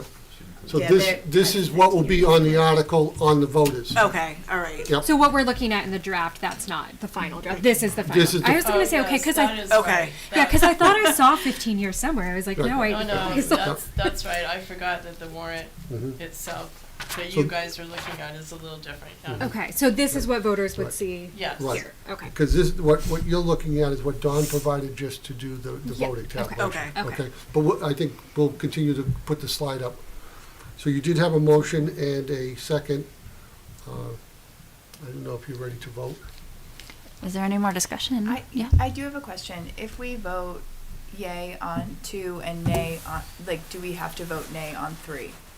You don't vote, if 2 passes, 3 is not. No, but for us But to our recommend it. recommendation, Yeah. sorry. You can, Oh. no, I think your we could recommendation is recommend what you both. want to do. Okay. Yeah. Meaning, so you can vote, I would like to support number 2. I'd also like to support 3, because if 2 didn't pass, I want 3.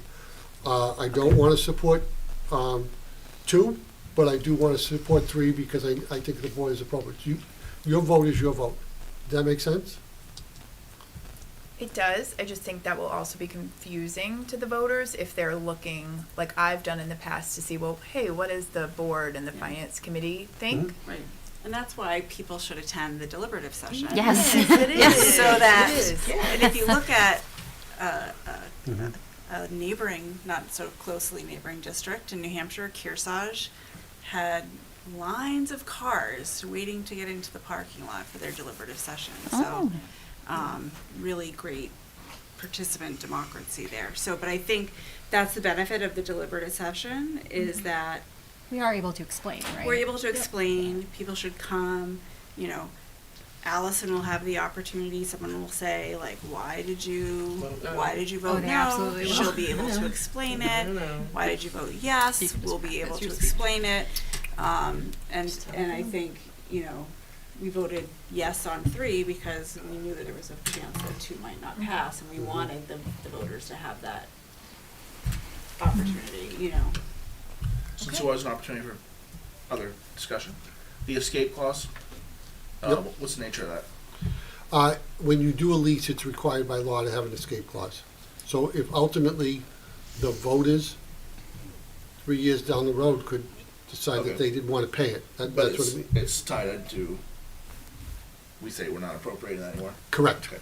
Yep, All right, so we're voting on Article 2, though, just Article 2. just Article 2. Okay. And just so everyone knows, the deliberative session is February 5th at CSDA.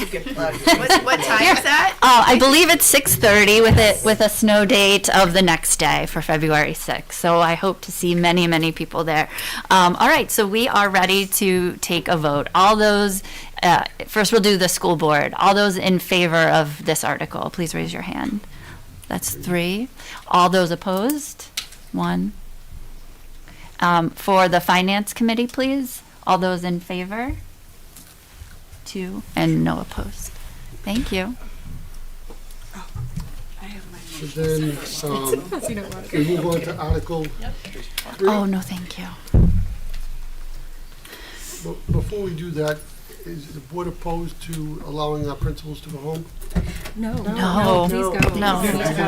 Yeah. I'm good staying. Okay, you can stay, but Tricia, you get on the road, because I know you got. Yes, A yes, dog. of course. Yes, thank you for everything.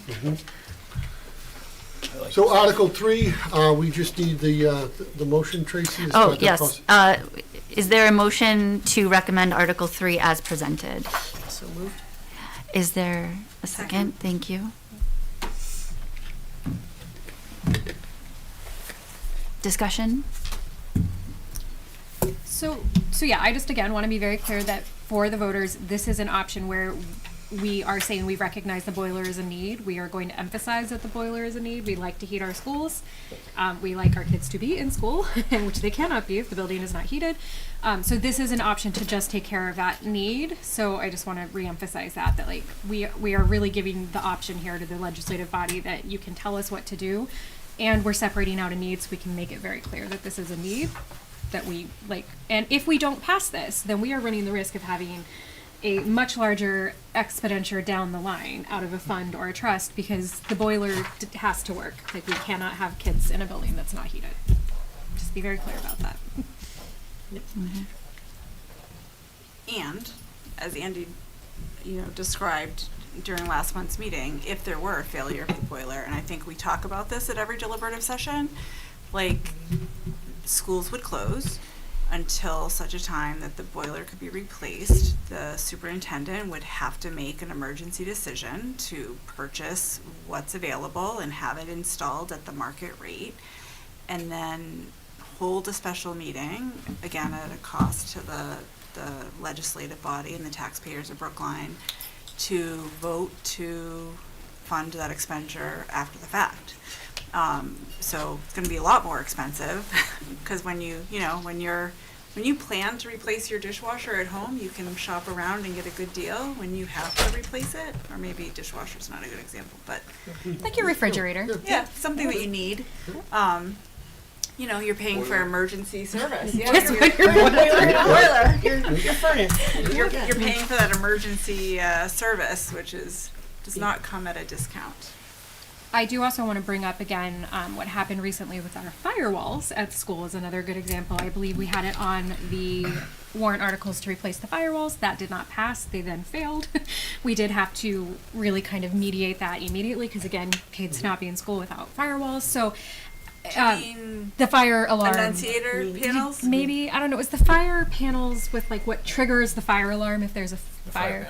Fire panels, yes. So not the same as the security electronic firewalls. Internet Just firewalls, great, yeah. which is- Not the same as that, but like literally, what would trigger our fire department to come if needed. That is, again, another reason that kids would be out of school. So I just want to put that out there as well, that we did end up paying, I think, more to have that replaced. So this is really an opportunity and a need for us to replace this at the most cost-effective time right now versus later. Any other discussion? No? Did we ever get how much we've spent in repairs on this boiler over the last decade? Did that? Because I've asked for that. I wanted to know how much we've actually spent because I suspect that will come up. The boiler has come up and has failed. I don't think passed. that there has been any repair bills on that boiler. It's more a matter of the parts are just not made. Okay, and so that was the other thing I asked for was like a list of parts that are no longer made because I would like to be able to sit in front of our community and really not. While I know that they've voted us here and they trust us, there's also something to be said for bringing data to them to say, hey, here's a list of 15 parts that if one goes, we can no longer get it, and then we are in this emergency situation. Versus, it's end of life, it's 25 years old. Right. You know, Sure. I would like to come armed with information because it is a need, and I am Right. concerned that we're going to lose the boiler, and I am concerned that then we're going to find ourselves in an emergency situation and really needing to find ways to cut costs, or having to really reach out to the community to fund it. And I just would like to go armed with information.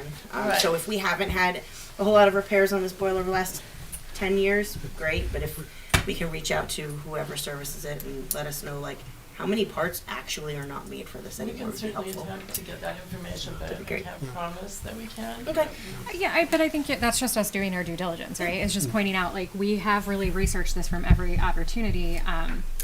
Let's not be like the FAA and run a bunch of computers from 1980 for the National Air System that you can't replace anymore. So that's fun. No one will ever fly again. Sorry, guys, but that is something that's a concern. Like, and it's not just happening here. We want to make sure that we're being ahead of the times and not finding ourselves stuck in a situation where the one guy who knew how to duct tape it together is gone. And I think another point, and we'll certainly discuss this at the deliberative session as well, is that if we're able to replace this boiler, we will be replacing it with a propane boiler instead of an home heating fuel oil boiler, which all the other districts have already made the transition to propane. And so again, when we think of economies of scale and, the ability to maintain these systems, that will also be a cost saving for us. And you had mentioned, Andy, correct me if I'm wrong, that would give us propane we could buy as a SAU then, if everyone was on propane, is that correct? Correct. We actually currently buy for the town of Brookline as well, because the more you're looking for, obviously, the better dollar rate. That's one of Okay. the areas where we have come together as a town and school district, and we buy propane, town of Hollis, town of Brookline, and all the schools together, and we get pretty good rates. Okay. Great. Thank you. Okay. So if there is no more discussion, we can take a vote. Let's go school board first, please. All those in favor? 4? None opposed? Finance Committee, all those in favor? 2 and 0. Thank you. So before we move on to the next one, can I just ask, I was meaning to ask this and then I forgot. What is the DCC at RMMS that was in Article 2? Is that a control panel? Yes. Yes. Okay, is that for the boilers here? Yeah. Okay, so what would us replacing that fix at RMMS? What it does is allow us to have much greater control over Okay, the heat and better access remotely. okay. So So would that eliminate the Sahara Desert that's in the preschool wing of RMMS? it would, Would it help. it would, yeah. I mean, No, I hate to say I'm eliminate, just it saying would- from yeah. personal experience, when I was in there the other day, I was like, I lost like 10 pounds. Yeah. So I just, It gets all of the systems on On one thing, but okay. Right. that would, I believe that's gonna have to take time to tie everything in. Oh no, that's fine. I just So, yeah. want to make sure because again, I just personally have experienced how Yes. vibrantly warm it is in Yes. that part of Oh, our yeah. school. Mhm. So, all right, thank you. So for Article 4, are we up to Article 4? Yep. Is there a motion to recommend Article 4 as presented? So moved. And a Seconded. second? Thank you. Discussion? I just want to say thank you again to everybody who put their time and effort into this budget. It is a relatively flat budget from year to year. Yeah. And I know that you start with a wish list, and I know you guys whittle it down, and I know that we did come back to you a few times of like kind of push you, and we appreciate, and I personally appreciate the work that you did to get this where it's at for this year. So thank you very much. We deeply appreciate it. Yeah, I will second that. I could not stare at these numbers all day.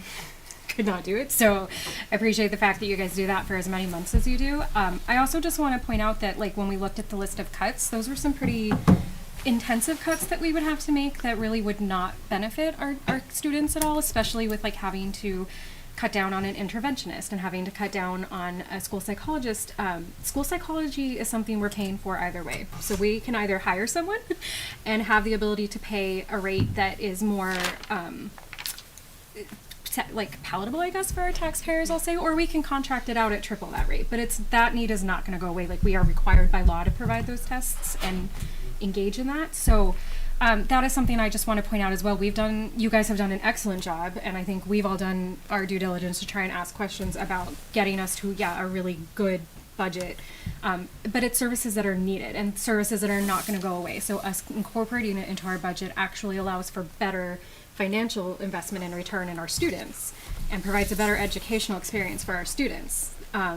They can develop a relationship with these people. They can, rather than having a contractor come in and I've personally seen how that can affect the kids. You have someone come in for a little bit, then they leave, and then someone else comes in. It takes time to build a relationship and build a rapport. And I just think it would really benefit us to be mindful of that in terms of especially the personnel that we are hoping to hire. I don't want to see that get cut, so I just want to put that out there. So.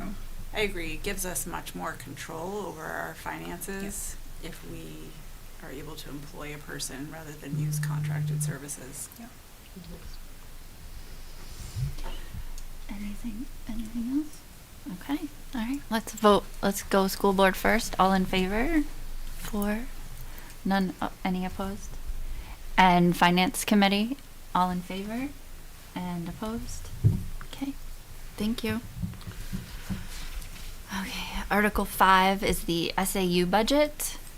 Is there a motion to recommend Article 5 as presented? So moved. Oh, I'll second it this time. okay, thank you. Thank so you. fun. Thank you. Discussion on Article 5?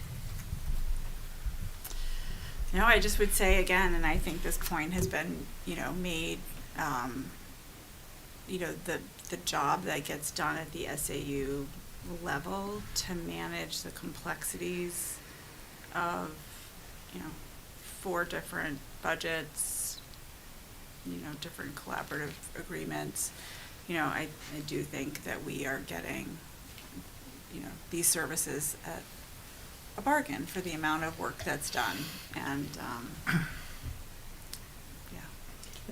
Agreed. As somebody who sat in on this process this year, for the second year in a row again, I think it's reasonable, it's level-headed. I know that it may seem like an incredible amount of money for what is perceived to be a small district. But again, it goes back to our earlier conversation of doing things not in triplicate, but in quadruple it, however you say that. Yeah. You know, so I, again, to the entire team that worked on this budget, I also say thank you for your hard work and your attentiveness to the finances. And I'll quickly echo that as the representative from the finance committee that sat in on those sessions, is I felt very confident that the team had done their due diligence and it was a very efficient budget. So thank you. Yes, I will echo the thanks, and I will also point out this was brought up at the SAU governing board meeting, whenever that was, like 2 months ago or last. I can't remember. October. Yes. Okay, so that was a long time ago. But I think kind of also we're just remembering that it's important for us too to think about burnout, because we are welcoming a new superintendent next year. Andy's not thrilled or anything to not be doing the budget anymore. But you know, we don't want to burn that person out. And tonight's the perfect example. We have 2 board meetings tonight. So without the SAU staff, we're in a bit of a crunch there, because without the ability of Gina to be at Hollis and Andy to be here, or vice versa, that is something that could really put a monkey wrench in terms of getting our budgets done on time, getting all of our hearings done on time. And burnout is a real problem, and we have a very limited pool of people who have these certifications that we need, and who are able to step into these roles. So, you know, this 493,606 might seem like a very arbitrary number, but the staff at the SAU runs a very tight ship. They are very thoughtful about how they spend the money. They are, you know, very on top of it. I've never, and I see that when I sign the manifests, when I look through all that, right? It's very clear. But yeah, we really need to be mindful too that this is also to help us staff appropriately so that we can run all these districts without burning through our staff at a very quick rate, because we would like to retain the awesome people that we have working here. We don't want them feeling like they don't want to be here anymore. Yeah. Okay. Shall we vote? For school board, all those in favor? And any opposed? Okay, 4-0. And for finance committee, all those in favor and opposed? 2-0. Thank you. Okay, Article 6, School Facilities Maintenance Trust. Is there a motion to recommend Article 6 as presented? So moved. And second. Okay, discussion?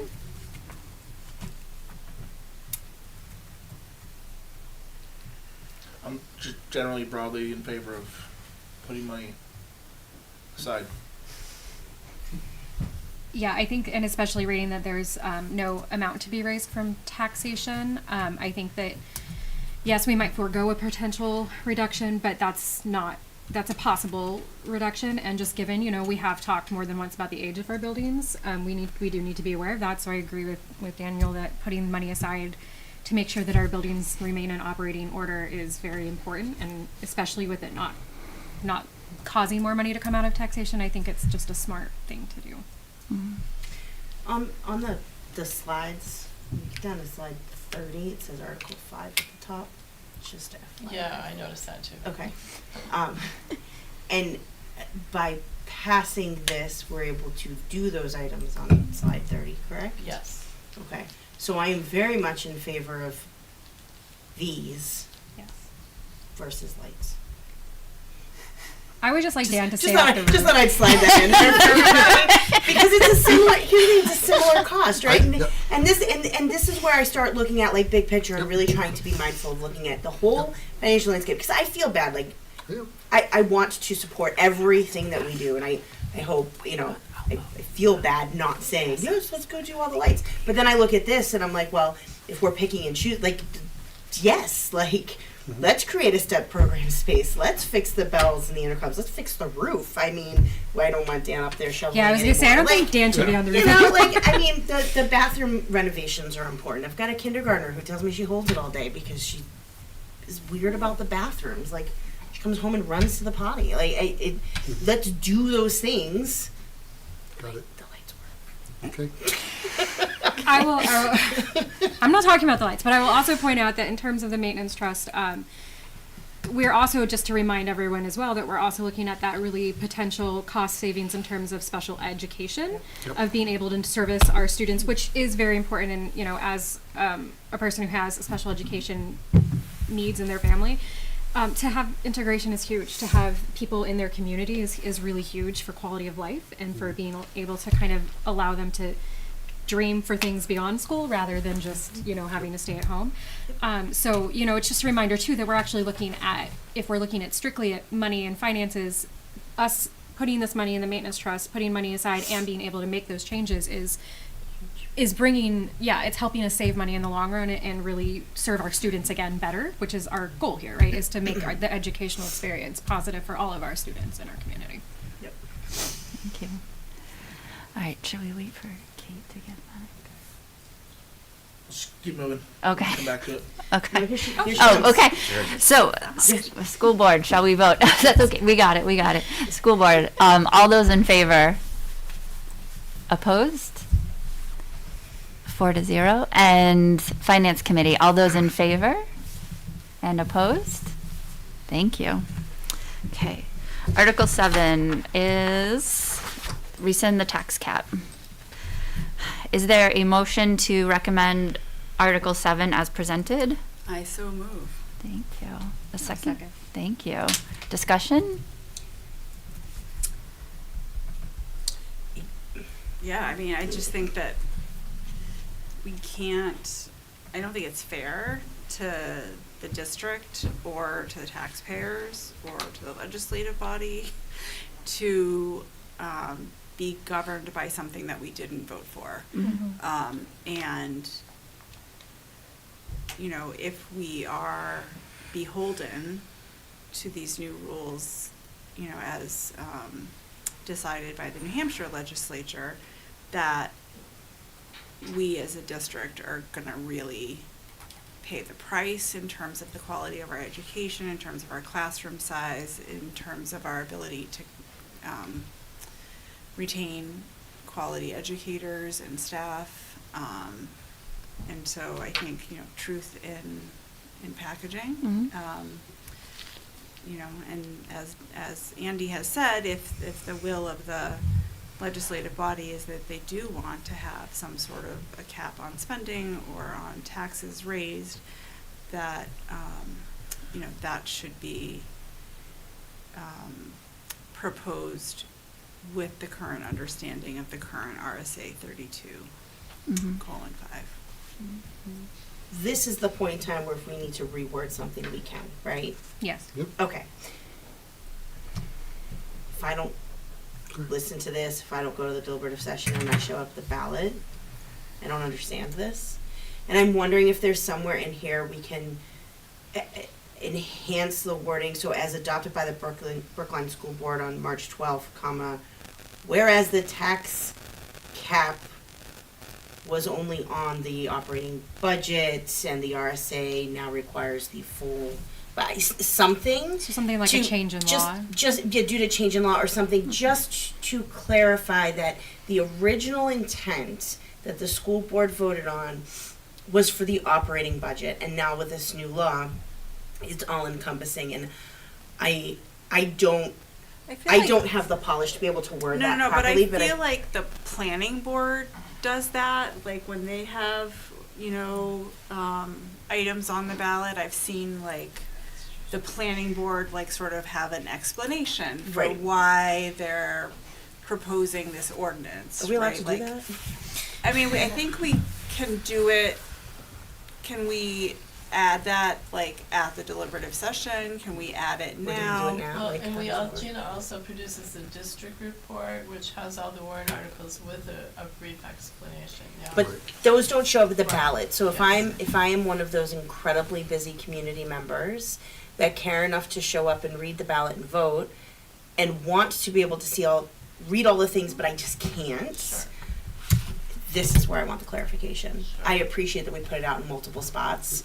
But at the end of the day, when they walk into their ballot box, this is what they see. And you're right, the planning board does put like an italic paragraph underneath. Are we allowed to do that, or do we have to actually change the wording in this? We would change it. I would suggest moving this forward and changing it at the deliberative session, which has happened many times. Because then it's the will of the voters and not the board. And you also have the benefit of the attorney there to make sure we get it right. Right. So would I need to then go up as a citizen? Yep.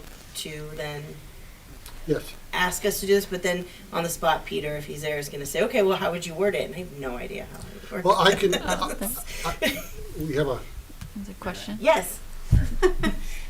If he's allowed to It's the jump baby. in. Yes, it's the baby monitor. Madam Chairwoman, and may it please the board, may I speak?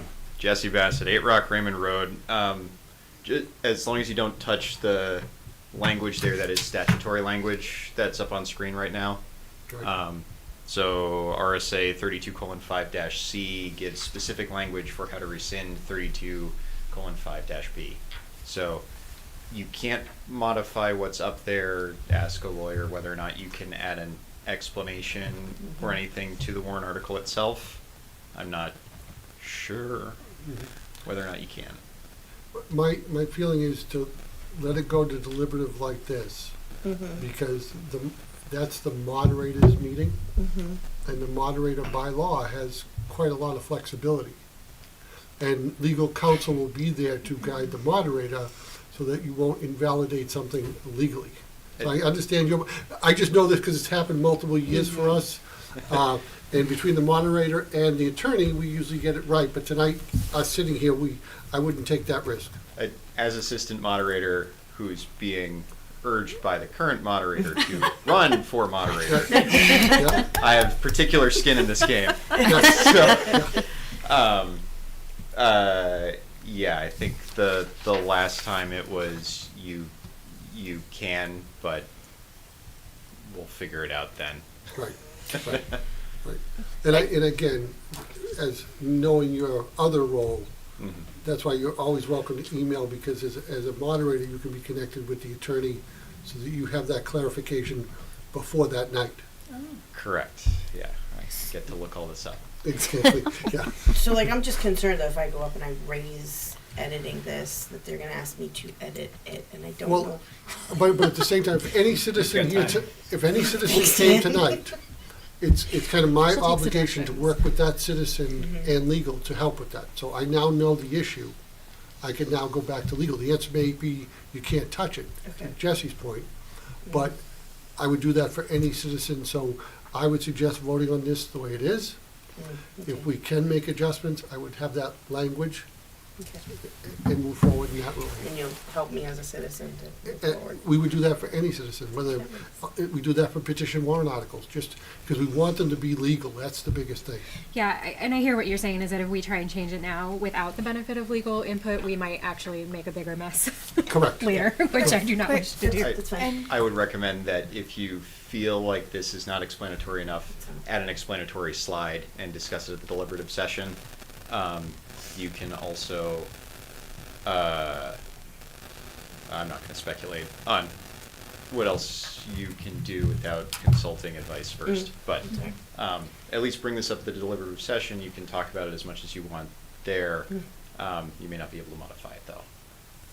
Quick question, and thank you, Jesse. And to Allison's point, though, that that voters may not have listened or been at the deliberative session, is it possible to have something, if this does not pass, the implications? Because I think in some of the other language we have. We tried that last year, and that was shot down by legal. And Okay. Again, and it's the because moderator. it's a statutory requirement. Right.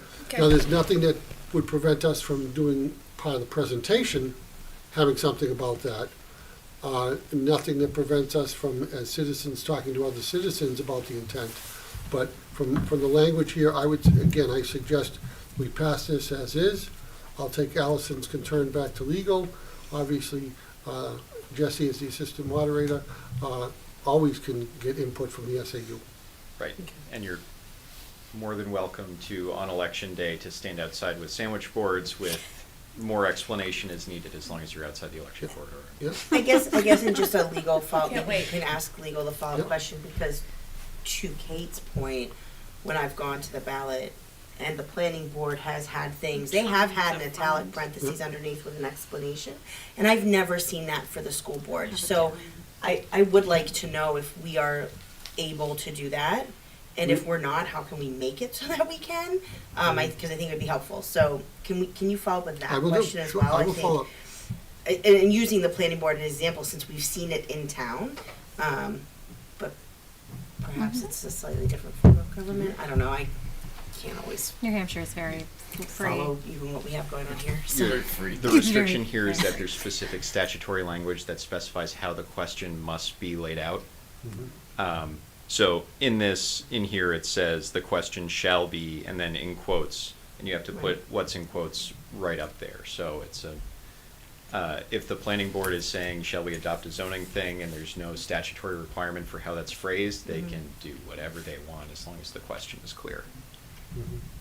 This, you're a little bit more restricted on. It's the same with the budget items. You can't put in italics, this is what will happen if you don't pass the budget on the. Yeah, see, I'm not looking for this is what will happen. I want to say the original intent was the operating budget, because nowhere in here does this speak to that, and that's an incredibly important piece of information that is unfair to our community to not have that information. Perhaps the Hollis Brookline Rotary online newspaper would like to do a quick little write-up on that as well.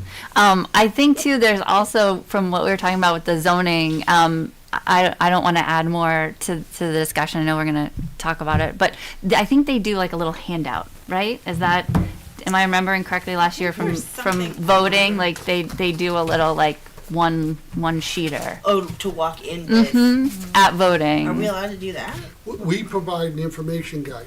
Where when they pick up your ballot, you get a little information guide too? We don't do it at the ballot. We send it out district-wide. We put it in the libraries and that. Again, because we can't electioneer. So isn't that electioneering, Tracy? I mean, I'll have to take on the planning board so that can. I know, where is the planning board? I can ask, because I was Not at pretty. the school board meeting. But that's also Yeah. town meeting too, when they vote. No. We have town meeting for Brookline. Right, but Yes, there are but- certain like ordinances and stuff that we voted Right, on That a it was- that go on paper ballot, and that's what Yeah. she's referring to, because I remember sitting there and reading the italics to understand what it was I was voting on. I'm Yeah. trying to like find the sample ballots, but I need like a login to get onto the So, Brookline. I mean, I think right now, one of the most important things we can do though is do our best to kind of disseminate that information, that this is a change. This is a change that is very new and very recent and really does change the spirit of what the vote was on the tax cap. I also think it's important to note that it doesn't mean there can't be a budgetary consideration or a budgetary cap. It's more just we want the voters to be aware that this is now impacting everything. That's what we're missing. So while we figure out how to say that, I think one of the best things we can do is say that in meetings, say that and like present that so that we are being very clear that like it doesn't mean you can't have a tax cap. It doesn't mean that you can't have, budgetary constrictions. What it means is we need to just be aware that those constrictions are going on more than just the operating budget though, and that we initially voted only on the operating budget. That's why we as a district are maybe recommending that if that's what we decide to present, is because we are trying to be clear with you guys that when teacher contracts come up, para contracts come up, special education, which is our favorite unfunded mandate, right? But it is a law, like those monies have to come from somewhere. So we want you guys to be aware of that those are still going to be funded, and that may impact general education, because that's where, so I think that's kind of an approach maybe we can take now while we figure out like the legal side of it, is that we're not just trying to be big party poopers. We're really trying to be fair and educational to the community and the legislative body, that you kind of got sold a bill of goods that now is no longer an option, and you need to be aware of the impact that's going to have. And the only way we can address it is to rescind what we currently have and then put something new in place. So I would suggest moving forward with your vote on this, then we will consult legal if there's something we can do, or we'll work on a slide that will present this. In a way that is Correct. digestible and clear for our community. Okay. Okay. So let's vote for school board, please. All those in favor? And opposed? 4-0. And for finance committee, all those in favor? And all those opposed? I'm gonna abstain. Okay. So 1 in favor, 1 abstention. Okay, so Article 8 is the Cooperative Study Committee. Study Guide, yeah. Is there a motion to recommend Article 8 as presented? So moved. Is there a second? Thank you. Discussion? Yep, I got a question for Andy, because he's had a long-standing career and has seen these studies come down the pike. it's kind of a two-part question with a single answer, I guess. I like the idea of putting a restrictive dollar amount on this. What, in your opinion and expertise, would you recommend that to be that would also not deeply impact our budget this year? Knowing that it comes out of our budget. I think the dollar amount that was talked about, the $10,000, is more than appropriate. Because I think, to me, this first phase is going to be about gathering information. So I don't see it as being as labor intensive as if I was doing a study from scratch, because I'm going to go get similar districts and things like that. So, you know, my point would be that if that's something you wanted to do, you could put that not to exceed in the article, and do that now, and then approve it and take your votes. And then that wording would be adjusted when we put the final copy up. So if that was something you want to do, that would be my suggestion. If we say not to exceed $10,000, is there a way, or is there a wording that we should use that indicates that would come out of the already set in stone budget? Like, we'd find that we're not going to add to the budget. We're not asking for an additional $10,000 from the community. Like, and I know it might be a little tricky to. You get where I'm going. You're back. You get where I'm going with this, right? Like, I mean, he had the jacket on. He was so You close. were so close. Bold. Oh. Madam Chairwoman, may I please support? The language I've seen used before is, shall the voters study committee submit a report to be funded out of the school's operating budget to not exceed $10,000. So the funding source is the existing operating budget, not to exceed $10,000, so that there's a cap on it, and then you could add there's no tax impact from this resolution, the same way that you do the other budget articles, but I think just the to be funded out of the operating budget, not to exceed $10,000 will cover you. It does. Okay. I agree with the assistant moderator. Which budget would it come out of? Would it come out of FY25 or FY26? FY26. So where would we find, like, what would we have to shift things or take things out of the operating budget then to? No, because the likelihood that we could have a staff turnover. Okay. We could have somebody decide to change insurance. I mean, in the grand scheme of the budget, $10,000 is not that much. Okay. You know, you have a mild winter, and you don't plow. You know, what I mean, so that's why I feel comfortable. Then we address Allison's point that we're not increasing the budget. We don't have to go back and recalculate a tax cap or anything because nothing's changing. You're basically just saying, fine $10,000. And that $10,000, we're not hamstringing Gina anywhere, or the superintendent next year with finding that. And so that was like the second part of my question of what do you recommend? Like, what would a study like this cost? But then also, what amount also is not going to upset the budget that you guys have worked so hard on? And if 10,000 is your recommendation, then I would default to your expertise on that one. I mean, agree to that. Sitting here now, I'm sorry. Go ahead. What was that number that came back this year? 339,000 or something like that. Yes. Right. Right. So you're talking about Pennies. 3% of that or something. Yeah. And And I'm sure they worked just as hard on that budget to get it right down to exactly the number, right? They did. yeah. They did. Oh yeah. It's you know, when we're sitting there projecting we're going to have a surplus of 20,000, but then 2 special ed placements change, and now you're at 330. That's the most volatile. Is that the child who moves in over the summer, or sometimes you have a windfall because a child's family gets relocated. Eversource changes their electric rate by 1 penny. There's your $10,000. Boom. Right, exactly. So Yeah, so you're not- that's to Right, to but your I just want to concern, make sure. I just want to make sure that, like we're saying, because we've gone through 4 rounds of this budget as well, and we're presenting to the public. This is what we're planning to spend this money on. So this is important, and I understand. I agree with the cap. I don't think we want to have this be an unlimited budget. I also just want to make sure that we're not saying to someone, "Oh, yes, we put this in the budget. We presented it to the voters. It got passed." Nope, just kidding. Because now we're taking that 10 grand. That's what I just want to make sure. Remember, what you're really doing is giving us a bottom line number. Okay, and then we're. And then the board chooses how to spend that bottom line number, working with the administration. Okay. Okay. Anything else? let's vote. School board, all Wait, those. do we need to amend it first? I wrote the Okay. language that Jesse, Okay, Okay. so that, So I so we haven't- don't, we were amended. yeah, Okay. so that's what you're passing, and what Jesse said was, excuse me, to be funded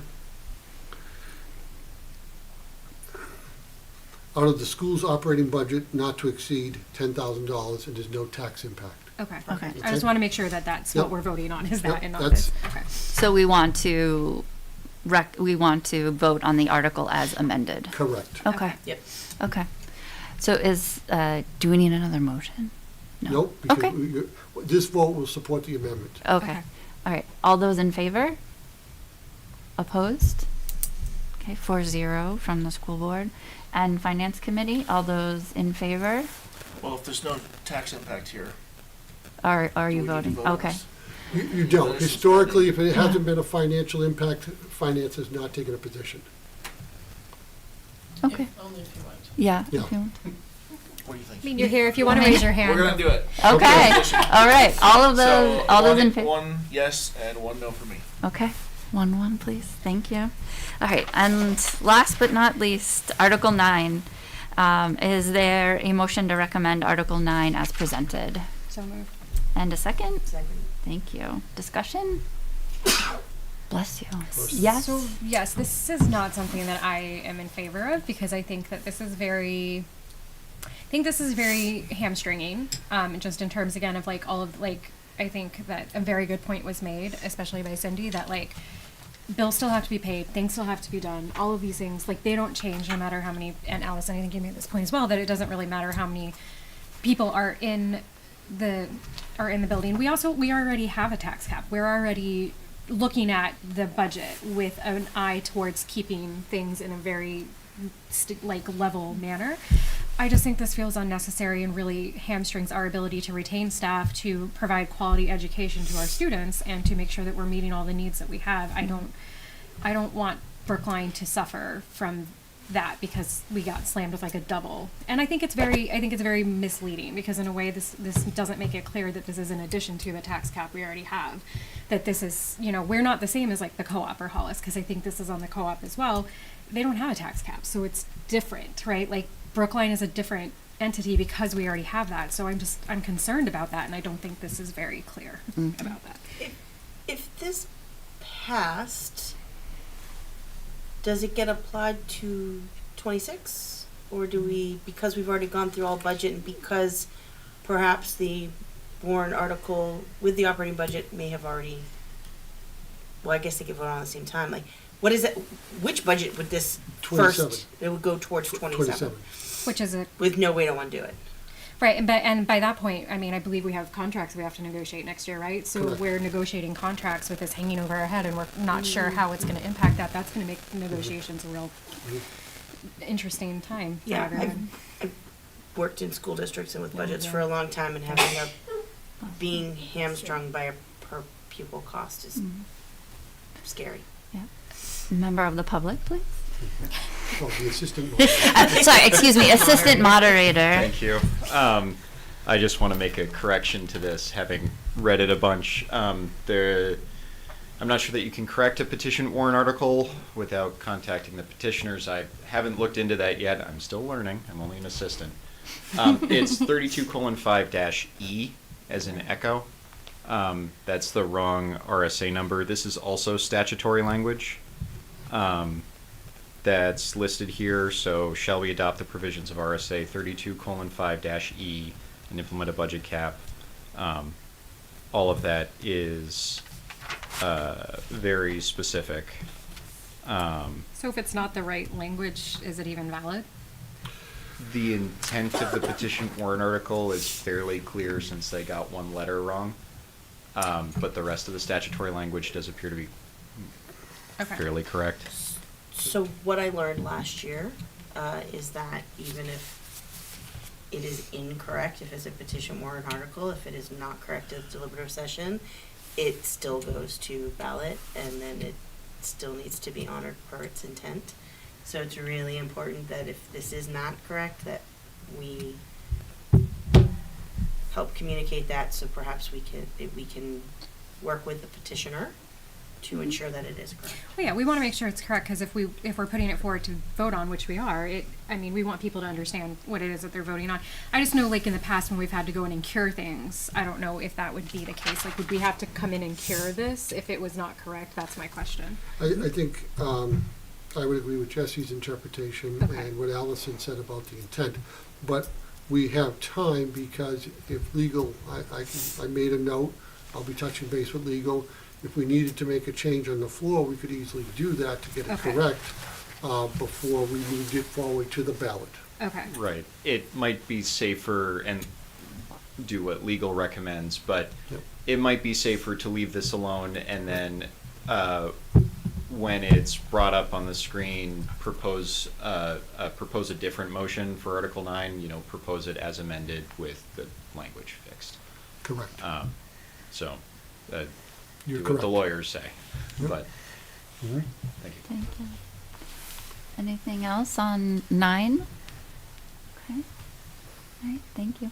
All right, let's vote. School board, all those in favor of this article? All of those opposed? 4. Finance committee, are you voting on this? Yes.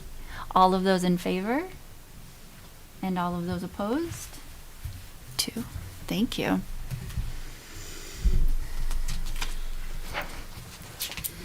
So I think that concludes that. I just have 2 things, but if the finance committee wants you to make a motion to adjourn because you're done. Sure. Thank you, guys. Thank for you. the buzz evening as always. Yeah. On a motion that we adjourn. I second. All in All favor? in favor. Thank you both. Bye, thank you guys. See you guys with the deliberations. I just have 2 things, and I'll try to be quick. We don't have a non-public tonight, right? No, we don't need a non-public. There is an expense and revenue report in your packet. We've made significant progress since the one you had about 3 months ago. It's still in the negative. It's not much different than it was last year. So we're still working on that, changes every day. I'll let you know if we need to go to the special ed trust or something like that as we get further along. Is it because is it the special education that's? Yes, putting it it's in still the those negative? paras. Okay, so that would allow us to go to the special Correct. education trust. Correct. If it was in special education, that wouldn't That, be. we wouldn't use the special Okay, ed trust. we would use like the Correct. unassigned, okay. Yep. The other piece, this is our traditionally has been our January meeting. So our next meeting is the February 6th deliberative session, and I'll send that out. So we need to vote to cancel the one that's. at the end. You don't need to vote to cancel, it just gets canceled. And then after that will be voting day. So I just want you to make sure I took a half a second, and won't mention any names, but if there's anybody who's not looking to run again, I want you to offer my thanks for all the efforts that have gone into improving us as a board for our community, and know that your input and your dedication for those members who are not going to come back was valued and appreciated. So thank you. I Thank you. will publicly state that I will not be seeking reelection on the school board, and it has been my honor to serve this community and to do some really good work, especially in the policy area. I think that we have come a really long way in the last 3 years. I've learned a lot about our town and our school district. But my work-life balance has changed to the point where I just cannot continue with the obligations, but I really do encourage people who are interested in serving the community in this capacity to feel free to reach out to me if you would like some information about what it's like. And I encourage people to run. Thank you for everything you have done. It's been a pleasure working with you. Thank you. And then lastly, and this is just informational, many, many steps to go if it even becomes a reality. Kelly was approached by an energy company who would like the Brookline School Board to consider potentially putting a solar or leasing some land to them for a solar field. So obviously, we can't do any of that without voter approval, so that wouldn't even be proposed until March of '26. But I just want you to make you aware of the discussion. That's cool. So if you heard it through the grapevine, you've heard it first. We heard yesterday, you're hearing today. And we'll get more information probably by this spring and be able to give the board an update on kind of, is it something we want to investigate, or is it something that we're not interested in? I mean, did they propose where they wanted to put it? They proposed they were looking for about 4 to 6 acres for a solar field. Okay, so not like on a roof. No, they were looking for a field, Okay.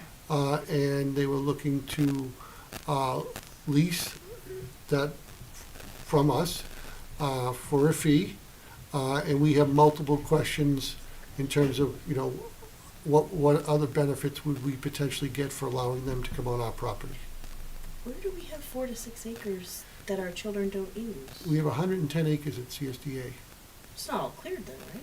No, but if they wanted, Would they have to clear it? I don't, that, again, long way to go, but again, things make it through the Yeah, okay, grapevine. yep, no, that's Somebody who fair. works for this company could live in our community and could come up to you and say, hey, did you hear? Or We a have parent? a lot of intriguing questions about Yes. this. Well, So I know it- like when they put benefits one. that come Yeah, I know when they with put one on this. my house, they had to take down a bunch of trees, which really irritated me. So Oh, So, see, uh, and at the cost of wood right now, we could sell it for a pretty penny, and then we can go. chew okay, out but the let's not legs. hire some person. I love from where you're thinking about Maine. revenue. Okay, Thank listen, you. but Always thinking about Thank somebody money. you. just came in and like logged our neighborhood. Some like random guy from Maine, and he literally took out like 2 houses. So let's not do it with that guy. So, Kelly, if you would like to make your final motion to. Oh, Before she does, our February deliberative session Yep. is also serving as our meeting. Yes. Okay.